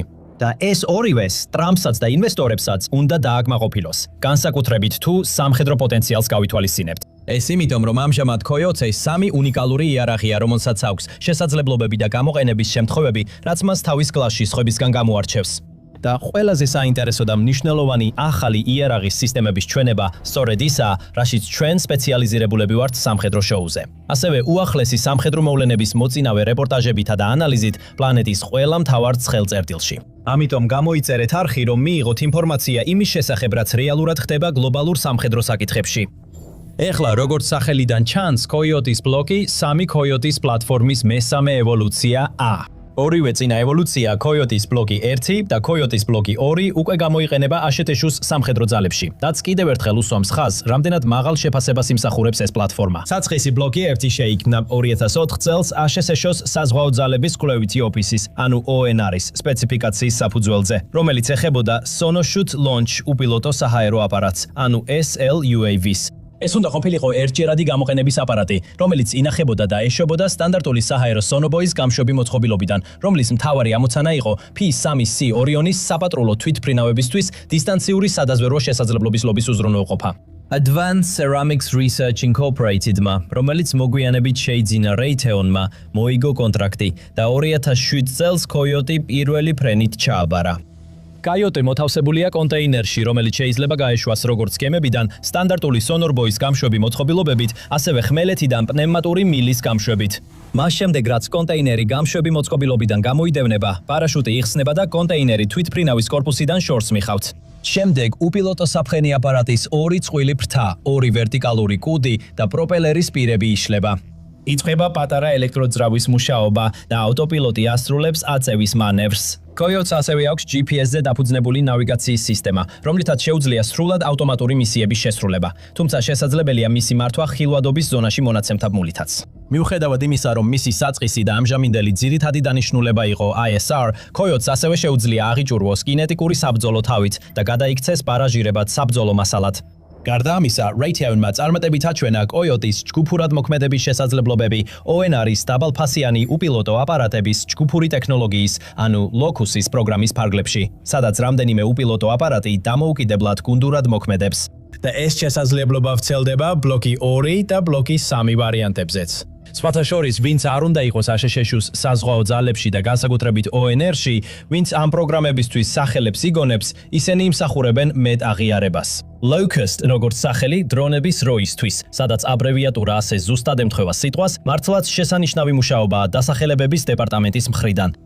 მაგრამ როგორც არ უნდა იყოს, მიუხედავად იმისა, რომ Coyote-ის ჯგუფურად მოქმედების უნარი მას Locust-ის პროგრამისთვის კანდიდატად აქცევდა, მისი შედარებით ნელი სიჩქარე გარკვეულწილად არახელსაყრელ მდგომარეობაში აყენებდა. განსაკუთრებით მაშინ, როდესაც საჭიროა სწრაფად რეაგირება სწრაფად მოძრავ მოწინააღმდეგე დრონებზე. 3 ფუტის სიგრძით, თითქმის 5 ფუტამდე ფრთების გაშლით და 13 ფუნტიანი წონით საბრძოლო თავკუპის გარეშე ის საკმაოდ და მისი 30,000 ფუტიანი მაქსიმალური ფრენის სიმაღლე და 80 მილის საკომუნიკაციო დიაპაზონი მას ძალიან გამოსადეგს ხდის ISR-ისთვის ფართო ტერიტორიაზე. თუმცა მისი მაქსიმალური სიჩქარე 80 მილი საათში და საკრუიზო სიჩქარე 63 მილი საათში უბრალოდ საკმარისად სწრაფი არ არის, რომ ეფექტურად დაუპილისპირდეს მაგალითად რუსულ ჯერან დრონს. მიუხედავად ამისა, Coyote Block FC, ანუ უბრალოდ განახლებული Block 1B, გახდა ASHS არმიის Howler-ის CUAS სისტემის მთავარი კომპონენტი, რომელიც 2019 წლიდან ფუნქციონირებს. არმიამ 1000-ობით ასეთი შეიძინა თავისი მობილური, დაბალი, ნელი, მცირე უპილოტო საფრენი აპარატების ინტეგრირებული განადგურების სისტემისთვის, ანუ MLIDS-თვის, და ასევე ფიქსირებული პოზიციის, დაბალი, ნელი, მცირე უპილოტო საფრენი აპარატების ინტეგრირებული განადგურების სისტემისთვის, ანუ FSLIDS-თვის. და ASHS საზღვაო ქვეითთა კორპუსმაც დაიწყო Block 1B-ის გამოყენება თავისი სახმელეთო საჰაერო თავდაცვის, ანუ GBAD-ის უპილოტო საფრენი აპარატების საწინააღმდეგო თავდაცვის სისტემის ფარგლებში 2018 წელს. თუმცა ამ დროის განმავლობაში უდავოდ ნაწილობრივ უკრაინის ომში მიღებული გამოცდილებით შთაგონებულმა Raytheon-მა შეიმუშავა რეაქტიული ძრავით აღჭურვილი წარმოებული ვერსია, სახელად Coyote Block 2. საწყისისგან განსხვავებით, რომელიც განკუთვნილია სადაზვერვო მისიებისთვის და როგორც პარაჟირებადი საბრძოლო მასალა, Block 2 არის ჩამჭერი დრონი, ფაქტობრივად უპილოტო საფრენი აპარატების საწინააღმდეგო ზედაპირზე ჰაერში მართვადი რაკეტა. ის იყენებს რაკეტით დამხმარე გაშვებას და ფრენის დროს მუშაობს მცირე ტურბორეაქტიული ძრავით. გაშლადი ფრთების ნაცვლად მას აქვს ტრეიკები კორპუსზე და 4 გასაშლელი ფრთა მამოძრავებელი ფინი ამწევობისა და მანევრირებისთვის. Wolfram-ის ფრაგმენტაციის საბრძოლო ნაწილი ოპტიმიზირებულია მცირე დრონების წინააღმდეგ გამოსაყენებლად, რომლებსაც შეუძლია დააზიანოს 9 მილამდე მანძილზე და გააკეთოს ხელახალი შეტევა იმ შემთხვევაში, თუ სამიზნე თავიდან აიცილებს პირველ დაფრთხმას. გარდა ამისა, 345 მილის საათში სიჩქარით ის საკმარისად სწრაფია, რომ შეაჩეროს უმეტესობა დიდი შემომავალი დრონებისა. შედეგად, ASHS არმიამ განაახლა თავისი Howler-ის, M-ლიცისა და FS-ლიცის სისტემები, რათა გამოიყენოს Block 2 და Block 3 Coyote-ები. 2023 წლის დეკემბერში არმიამ გამოავლინა გეგმები 6000 Block 2, ისა და 700 Block 3S-ის შესაძენად. ასევე 252 სტაციონარული გამშვები, 52 მობილური გამშვები, 118 სტაციონარული კუბანდის რადარი და 33 მობილური რადარი. Raytheon-საც დაევალა მინიმუმ 15 Coyote-ის სისტემის ტექნიკური მომსახურებისა და შეკეთების უზრუნველყოფა, როგორც ASHS-ში, ასევე მსოფლიოს სხვადასხვა დაუზუსტებელ წინ განლაგებულ ადგილებში. მიმდინარე M-Leads-ის კონფიგურაცია შედგება 4x4 MATV ნაღმებისგან და ცული მანქანისგან, რომელსაც აქვს კოშკურა, აღჭურვილი 2 რაკეტის კოიოტის გამშვებით და 30 M-იანი 914 ავტომატური ქვემეხით. კოშკურას აქვს ელექტროოპტიკური სენსორები, რომლებიც ეხმარება შემომავალი დრონების აღმოჩენასა და თვალყურის დევნებაში. ასევე მასზე დამაგრებული Ku ბანდის რადარი კოიოტებისთვის სამიზნის მისათითებლად. სრული MLID სისტემა ასევე მოიცავს მეორე MATV მანქანას, რომელიც აღჭურვილია დამატებითი სენსორებითა და ელექტრონული ომის შესაძლებლობებით. FS-Leads კი ორნაწილიანი პალეტზე დაფუძნებული სისტემაა, სადაც პირველი პალეტი შეიცავს 4 რაკეტიან კოიოტების გამშვებ მოწყობილობას და სენსორულ მოდულს, ხოლო მეორე Q-ბანდის რადარს. Q-ბანდის რადიოსიხშირული სისტემა, ანუ QRFS რადარი, უფრო დიდი და უფრო შესაძლებლობებით აღჭურვილია, ვიდრე Q720 რადარი, რომელიც გამოიყენება MLID-s კონფიგურაციაში. მიუხედავად იმისა, რომ ორივეს საერთო პროგრამული უზრუნველყოფა და არქიტექტურა აქვს, Q720 კვადრანტული ანტენები QRFS ანტენების ზომის მეოთხედია, რაც მობილური საჭიროებებისთვის მასშტაბურ რადარს უზრუნველყოფს. ძირითადად სახმელეთო გამოყენების შემთხვევებთან ერთად არმიისთვის Coyote 2-ის თავდაპირველი მისიის პროფილი, რომელიც საზღვაო ანტიდრონულ დაცვას გულისხმობს, კვლავ აქტუალურია. 2025 წლის მარტში აშშ-ს საზღვაო ძალებმა გამოაცხადეს განზრახვა, რომ Alibert კლასის ზოგიერთი გამანადგურებელი აღჭურვონ Coyote Block 2-ით, ასევე Underhill-ის Roadrunner M-ით, რომელიც კიდევ ერთი პერსპექტიული ინოვაციური ჩამჭერი დრონია. ეს გემებს უფრო ხარჯ-ეფექტურ თავდაცვით ვარიანტს მისცემს, დაბალი და საშუალო შესაძლებლობის თავდასმითი დრონების წინააღმდეგ, ვიდრე სრულმასშტაბიანი საზენიტო რაკეტები. Lock-2-ის თითოეულის ღირებულება დაახლოებით $100,000-ია, რაც აშშ-ს საზღვაო ძალების ყველა საზენიტო რაკეტის ფასის მცირე ნაწილია. შედარებისთვის 2020 წლის მონაცემებით საზღვაო ძალების SM-3 Block 1 FTA თითოეული რაკეტა $36 მილიონ მეტი ღირს, ხოლო Block IB ვერსიის ფასი თითქმის $12 მილიონ შეადგენს. SM6-ის ფასი $4.3 მილიონი, SM2-ის ფასი კი ვერსიის მიხედვით $1.2-დან $2.3 მილიონ მერყეობს. ხოლო გაუმჯობესებული Sea Sparrow რაკეტა, ანუ ESSM, დაახლოებით $1.8 მილიონი ღირს.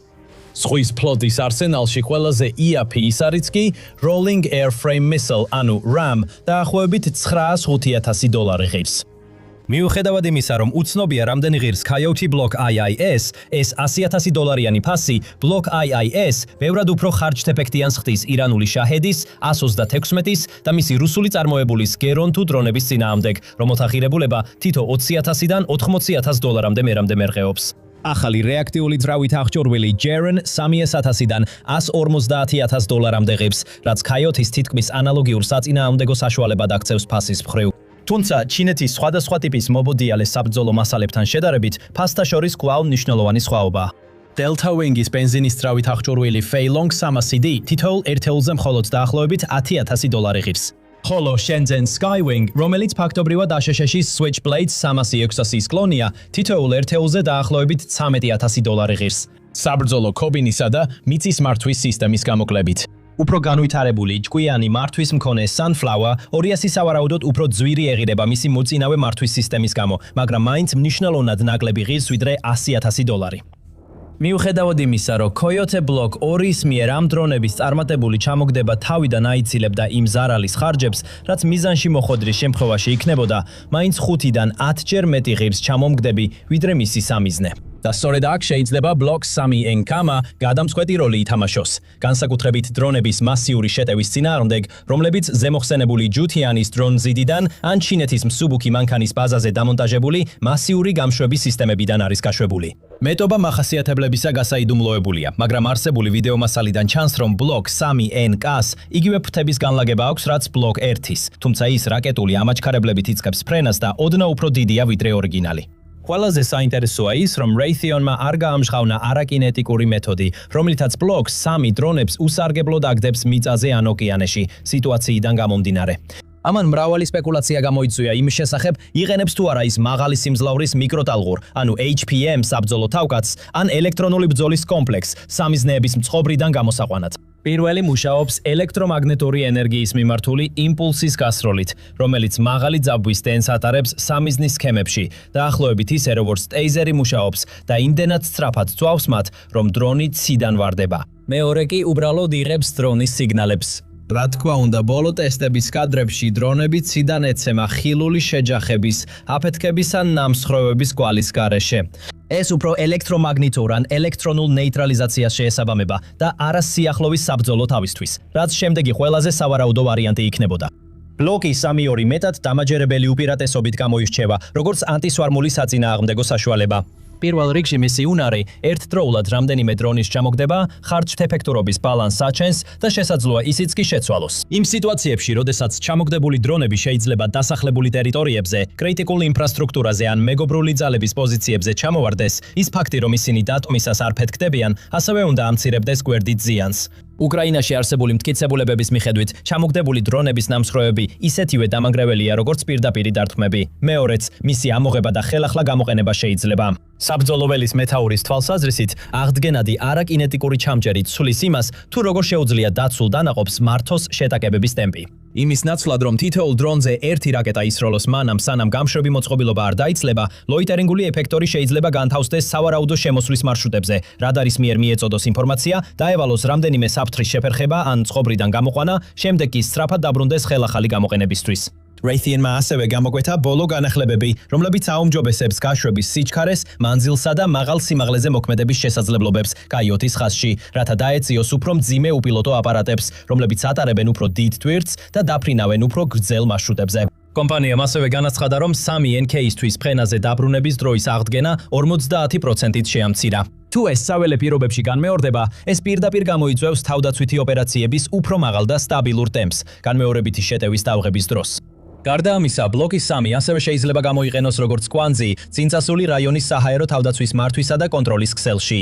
როგორც ადრე აღინიშნა, ის ასევე შეიძლება ქსელში იყოს სხვა კაიოტებთან ერთად, რაც მათ საშუალებას აძლევს ავტონომიურად გაანაწილონ სამიზნეები და გადაწყვიტონ, როგორ გაანეიტრალონ ისინი ყველაზე ეფექტურად ადამიანის ოპერატორის ჩარევის გარეშე. ის შეიძლება ისე დააკონფიგურიროს შეტევის ველი, რომ ერთდროულად რამდენიმე შემომავალ სამიზნეს გაუმკლავდეს.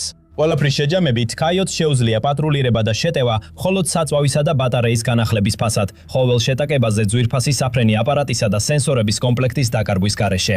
თავის მხრივ ჯერ კიდევ ამ ბოლო წარმატებულ ტესტებამდე არმია აშკარად აღფრთოვანებულია კაიოტის სისტემის პოტენციალით. 2025 წლის ოქტომბერში აშშ-ის ომის დეპარტამენტმა გამოაცხადა თითქმის 5 მილიარდი დოლარის ღირებულების კონტრაქტი კაიოტის ჩამომდებებზე, რომლის მიწოდებაც გაგრძელდება 2033 წლამდე. ამ ეტაპზე ბლოკ 3NK უნიკალურ ღირებულებას თავაზობს. Raytheon-ის უპილოტო საფრენი აპარატების საწინააღმდეგო ენერგეტიკული იარაღები და მაღალი სიმძლავრის მიკროტალღური პლატფორმები შექმნილია დრონების გასაუნებელყოფად ელექტრომაგნიტური იმპულსების საშუალებით, რაც ეფექტით გავს ბლოკ 3NK-ის არაკინეტიკურ ტვირთს. თუმცა ეს არის დამონტაჟებული სისტემები და არა ჩამჯერი დრონები. აშშ-ის არმიის DEM SHORAD, რაც ნიშნავს მობილურ მოკლე რადიუსის საჰაერო თავდაცვის ენერგეტიკულ სისტემას, ასევე აერთიანებს ლაზერულ და მაღალი სიმძლავრის მიკროტალღურ ტექნოლოგიებს დრონების ასაუნებელყოფად ასაფეთქებელი ქობინების გარეშე, თუმცა მას არ შეუძლია პატრულირება ბლოკ 3NK-ის მსგავსად. ასევე იზრდება ჩამჭერი დრონების რაოდენობა, რომლებიც უკრაინაში და უკრაინისთვის ვითარდება. თუმცა მათი უმეტესობა ან მხოლოდ კინეტიკურია და დრონებს შეჯახებით ანგრევს, ან კი ასაფეთქებელ ქობინს შეიცავს. მათი უმეტესობას არ აქვს პატრულირების უნარი და არ არის მრავალჯერადი გამოყენების. ლაზერული სისტემები, როგორიცაა დიდი ბრიტანეთის Dragonfire-ი, იმედს იძლევა, რომ დრონების ჯგუფებს მხოლოდ $10 ჩამოაგდებს თითო გასროლაზე, მაგრამ ეს სისტემებიც მიწაზეა განთავსებული და მათ შეზღუდული სიშორე და სიმაღლე აქვთ ბლოკ 3NK-თან შედარებით. ეს იდეალური უკრაინული იარაღია. ჩუმი მომაგვდინებელი, თითქმის ღამის მოჩვენებასავით, რომელიც ნებისმიერ წამს დასათქმელად მზად არის. ფუტურისტულია იმ გაგებით, რომ გეგონება პირდაპირ სამეცნიერო ფანტასტიკის ფილმიდან ამოიღესო. ეს უხილავი იარაღია, რომელსაც რუსეთი ვერ შეაჩერებს და ის რუსეთს პრაქტიკულად შეუძლებელს გახდის თავისი ავიაციის უკრაინაში გაგზავნას. იარაღს სუნრეი ქვია და ეს არის უხმომკვლელი, რომელიც მზადაა რუსეთს კოშმარებად ექცეს.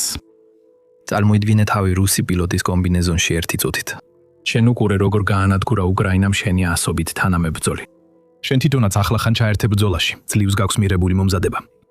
გძნობ, რომ წელიწადში 100 საათზე ნაკლები ფრენის გამოცდილება არ არის საკმარის და ნამდვილად არ გძნობ თავს კომფორტულად შენს თვითფრინავში. მაგრამ შენ უკვე მიგიღია ბრძანება. უკრაინისკენ რაკეტებისა და გლაიდ ბომბების უსაფრთხო მანძილიდან გაშვების ნაცვლად, ახლა მტრის ტერიტორიაზე უნდა იფრინო. მიუხედავად იმისა, რომ ნერვიულობ, გგონია, რომ რისკები კარგად იცი. უკრაინას ჰაერსაწინააღმდეგო თავდაცვის სისტემები აქვს, მათ შორის Patriot-იც, რომელიც კარგად იცი, რომ თუ დაგიმიზნა, შენს თვითფრინავს მარტივად გაანადგურებს. მაგრამ სულ მცირე რაკეტების მოსვლას ხედავ. ისინი შენს თვითფრინავის რადარზე ჩნდებიან, ამიტომ გაქვს შანსი, რომ აირიდო რის რაც კი ახლოვდება. დიდი ნუგეში არ არის, მაგრამ საკმარისია, როცა შენი თვითფრინავი აფრინდება და უკრაინისკენ მიემართები. ტრის ტერიტორიაზე ფრენისას არაფერი ჩანს საეჭვო. ყველაფერი მშვიდადაა, თითქმის ზედმეტად მშვიდად. იცოდი რომ საფრთხეში მიფრინავდი, მაგრამ ისეც არაფერს აწყდები, რასაც ელოდი. და სწორედ მაშინ ხდება ეს. შენი თვითფრინავის ფრთა ცეცხლში გაეხვევა. არაფერი დაგინახავს ან გაგიგონია სანამ ეს მოხდებოდა. სირენების ხმაზე როცა სასოწარკვეთილი ცდილობს შეინარჩუნო თვითფრინავის მართვა, საკუთარ თავს ეკითხები, რატომ არაფერი გამოჩნდა რადარზე. გიგოის რადო არაფეთქდა მთლიანად შენი თვითფრინავი ნაწილებად. ხომ ეს არ აგეთის დანიშნულება, ის ანადგურებს. ეს კი რაღაც სხვა იყო. უხილავი მკვლელი, მოჩვენებასავით და ძლიერი. ვერ აღმოაჩინე და ვერ შეაჩერე. და როცა შენი თვითფრინავი მიწისკენ ეშვება, ასწევ კატაპულტირების ღილაკს. აცნობიერებ, რომ რაც უკრაინამ ახლა მოიფიქრა, ეს არის უხილავი იარაღი, რომელიც გაანადგურებს ნებისმიერ თვითფრინავს, რომელიც ქვეყნის ტერიტორიაზე შევა. გაგიმართლა. ამ ახალმა უხილავმა იარაღმა შერაღმა შენი თვითფრინავის ფრთას დაარდგა. მაგრამ იცი რომ სხვა პილოტებს ასე არ გაუმართლებთ. ისინი თავიანთ თვითფრინავებთან ერთად დაიძვებიან. იმავე კითხვებს დასვამენ საკუთარ თავს, რასაც შენ ახლა უსვა. უხილავი საფრთხე ცაში უკვე გამოჩნდა და შენ არ გაქვს წარმოდგენა რა შეძლებს რუსეთი მის წინააღმდეგ.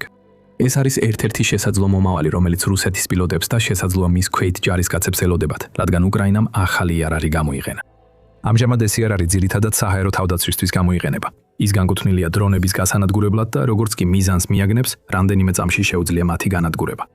მაგრამ ამ ახალი იარაღის პოტენციალი გასაოცარია, რადგან მისი განვითარება გრძელდება. უკვე პორტატული იარაღს შეიძლება უამრავი დამატებითი გამოყენება მოეძებნოს, თვითფრინავების ჩამოგდებიდან დაწყებული, რუსი ჯარისკაცების ადგილზე განადგურებით დასრულებული. არც ერთი მათგანი ვერ დაინახავს რა ემუქრება, სანამ უკვე ძალიან გვიანი არ იქნება. მაგრამ მოდი უკან დავბრუნდეთ. რაც ახლა წარმოგიდგინეთ, ეს არის იარაღის შესაძლო მომავალი, რომელსაც უკრაინა ქმნის. ეს იარაღი არაფერს გავს, რაც კი უკრაინის არსენალში გვინახავს. და ერთადერთი სხვა იარაღი, რომელსაც შეიძლება შევადაროთ, მილიონობით დოლარი ღირს დასამზადებლად. და შეიძლება არც კი იყოს ისეთი ეფექტური, როგორც ის, რაც უკრაინამ ახლახან შექმნა. სანდრეი უკვე გამოჩნდა და ის სამუდამოდ შეცვლის უკრაინის ომს. დავიწყოთ საფუძვლებით. 10 თებერვალს United 44 მედიამ გაავრცელა ინფორმაცია სტატიაზე, რომელიც იმავე დღეს გამოაქვეყნა Atlantic-მა. სტატია ეხებოდა სანდრეის განთავსებას, რომელიც აღწერილია როგორც ექსპერიმენტული ახალი ლაზერული იარაღი, რომელიც გარკვეულწილად გავს აშტშ-ის ჰელიოსის პროგრამას. თავარი განსხვავება ისაა, რომ ჰელიოსის შესაქმნელად 150 მილიონი დოლარი დაიხარჯა, მაშინ როცა სანდრეისთვის მხოლოდ რამდენიმე მილიონი დოლარი იყო საჭირო. და ის გამოვა ბაზარზე თითოეულ ერთეულზე მხოლოდ რამდენიმე 100,000 დოლარის ფასით. ეს სანდრეის იაფს ხდის. ეს იმასაც ნიშნავს, რომ იარაღი ხელმისაწვდომი იქნება იმ ქვეყნისთვის, რომელსაც ახლა სასწრაფოდ ჭირდება საჰაერო თავდაცვის სისტემა. რაც სავარაუდოდ გამოიწევს იმას, რომ სანდრეი უკრაინის ყველაზე ჩვეულებრივ ჯარისკაცებსაც კი დაუმართრებელს გახდის, როცა ის მათ ხელში აღმოჩნდება. ყველაფერი, რაც კი ამ დროისთვის ვიცით უკრაინის ამ აჩხდილისებრი ახალი იარაღის შესახებ, The Atlantic-ის სტატიიდან მოდის. სიმონ შუსტერის მიერ დაწერილ სტატიაში აღწერილია ჟურნალისტის პირველი შეხვედრა იარაღთან, რომელიც მალე ჩუნკვლელად იქცევა, რომელსაც რუსეთი ვერასდროს წარმოიდგენდა. შუსტერმა თავისი გამოცდილება შემაშფოთებლად აღწერა, რაც როგორც ჩანს ძალიან მსუბუქად ნათქვამია, თუ გავითვალისწინებთ იმ დამანგრეველ პოტენციალს, რასაც სანდრეი ფლობს. ჟურნალისტმა ასევე აღწერა ის, რაც დემონსტრაციის დროს ნახა, რომელიც უკრაინამ აჩვენა მას. ის დემონსტრაცია დაიწყო იმით, რომ იარავის ოპერატორმა სატვირთო მანქანის სახურავზე პატარა ქვემეხი დაავენა და როცა ვამბობთ პატარა, ნამდვილად ეგ იგულისხმება. შუსტერი აღწერს ქვემეხს როგორც მოყვარულის ტელესკოპის ზომისას, გვერდებზე რამდენიმე კამერით და მალე გაიგებთ რისთვის გამოიყენება ეს კამერები. მაგრამ ამ დემონსტრაციის საწყისი მომენტები და მთავარი დასკვნა ის არის, რომ სანდრეი ძალიან პორტატულია.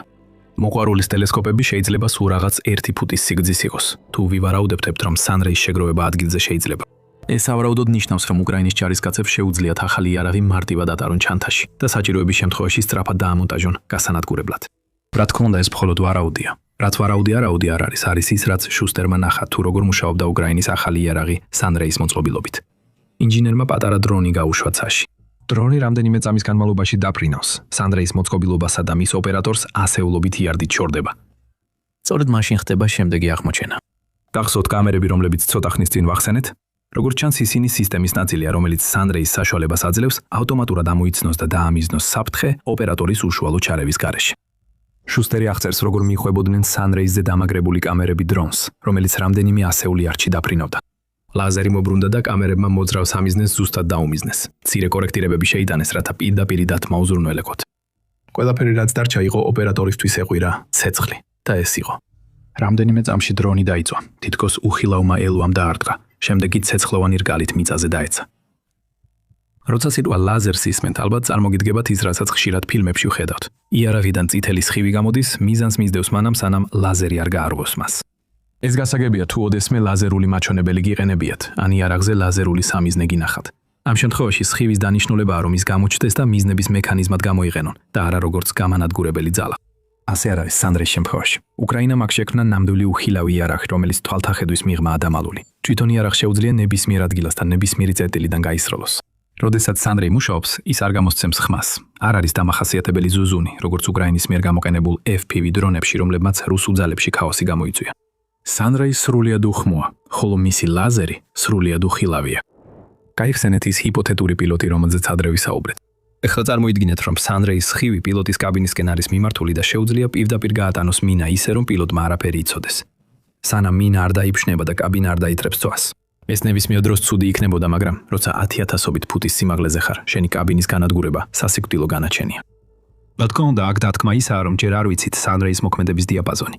ლაზერები უსასრულოდ შეუძლიათ იმოგზაურონ, სანამ რამეს არ დაეჯახებიან, თუმცა ამინდი, განსაკუთრებით წვიმა და ნისლი, შეიძლება ლაზერის გზაზე გავლენა მოახდინოს და გაფანტვა გამოიწვიოს. მოქმედების დიაპაზონზე ბევრი რამ დამოკიდებული იქნება იმაზე, რა ხარისხის კამერები გამოიყენება სანდრეიში. მაგრამ რაც აქამდე ვიცით, შესაძლებელია, რომ სანდრეი იყოს მოდულური სისტემა.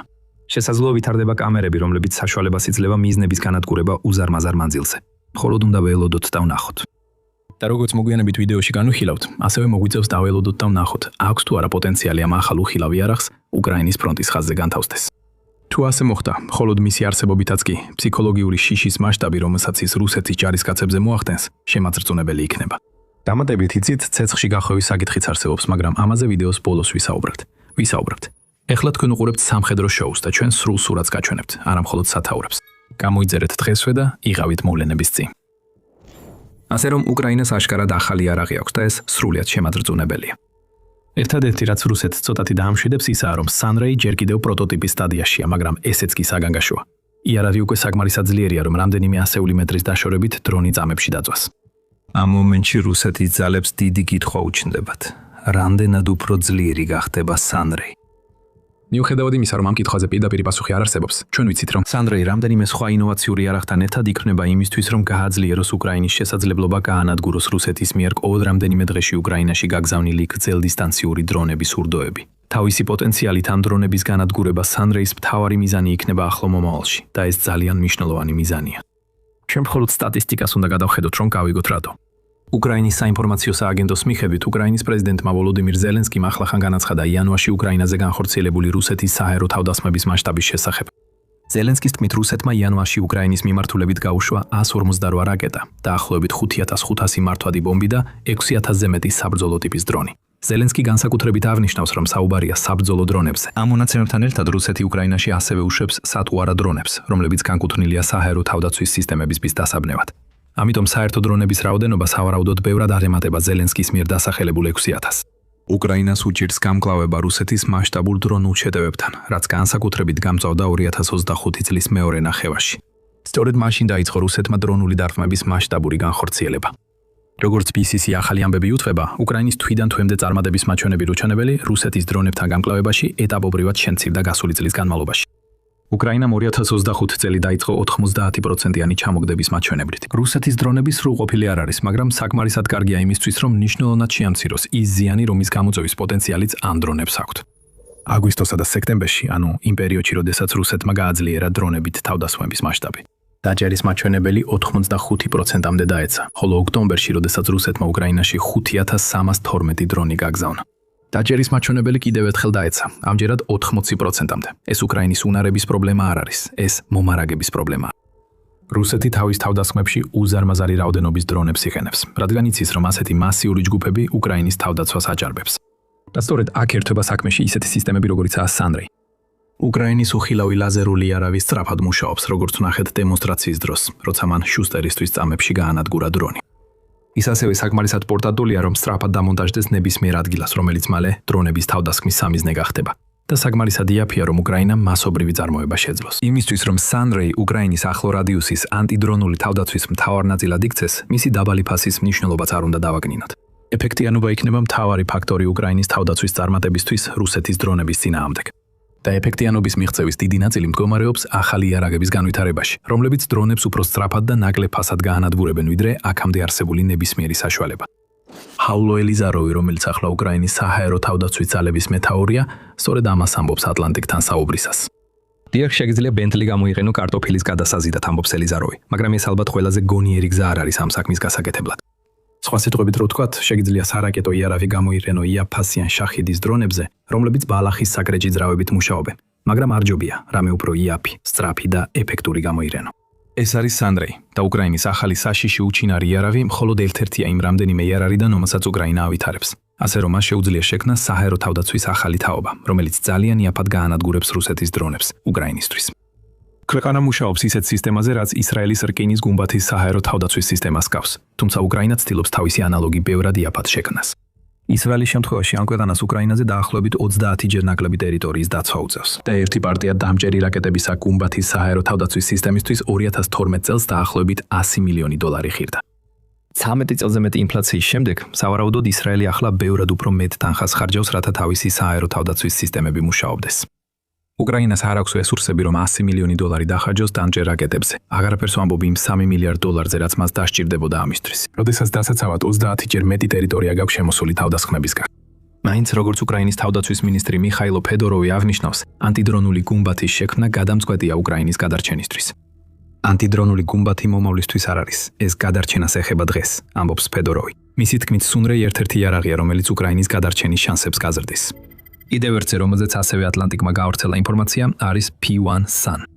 სუნრეისგან განსხვავებით, რომლის აღმოჩენა შეუძლებელია მანამდე სანამ გაანადგურებს, P1 Sun არის გადამჯერი დრონი, რომლის მუშაობაც შეგიძლია დაინახოთ თუ საკმარისად ახლოს იქნებით.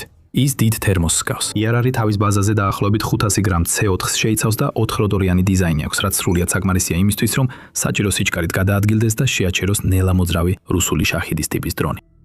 მიუხედავად იმისა, რომ სუნრეი ჯერ კიდევ განვითარების ეტაპზეა, P1 Sun აქტიურად გამოიყენება. თითოეული დრონი 3D პრინტერზე იბეჭდება და მისი დამზადება დაახლოებით $100 ჯდება.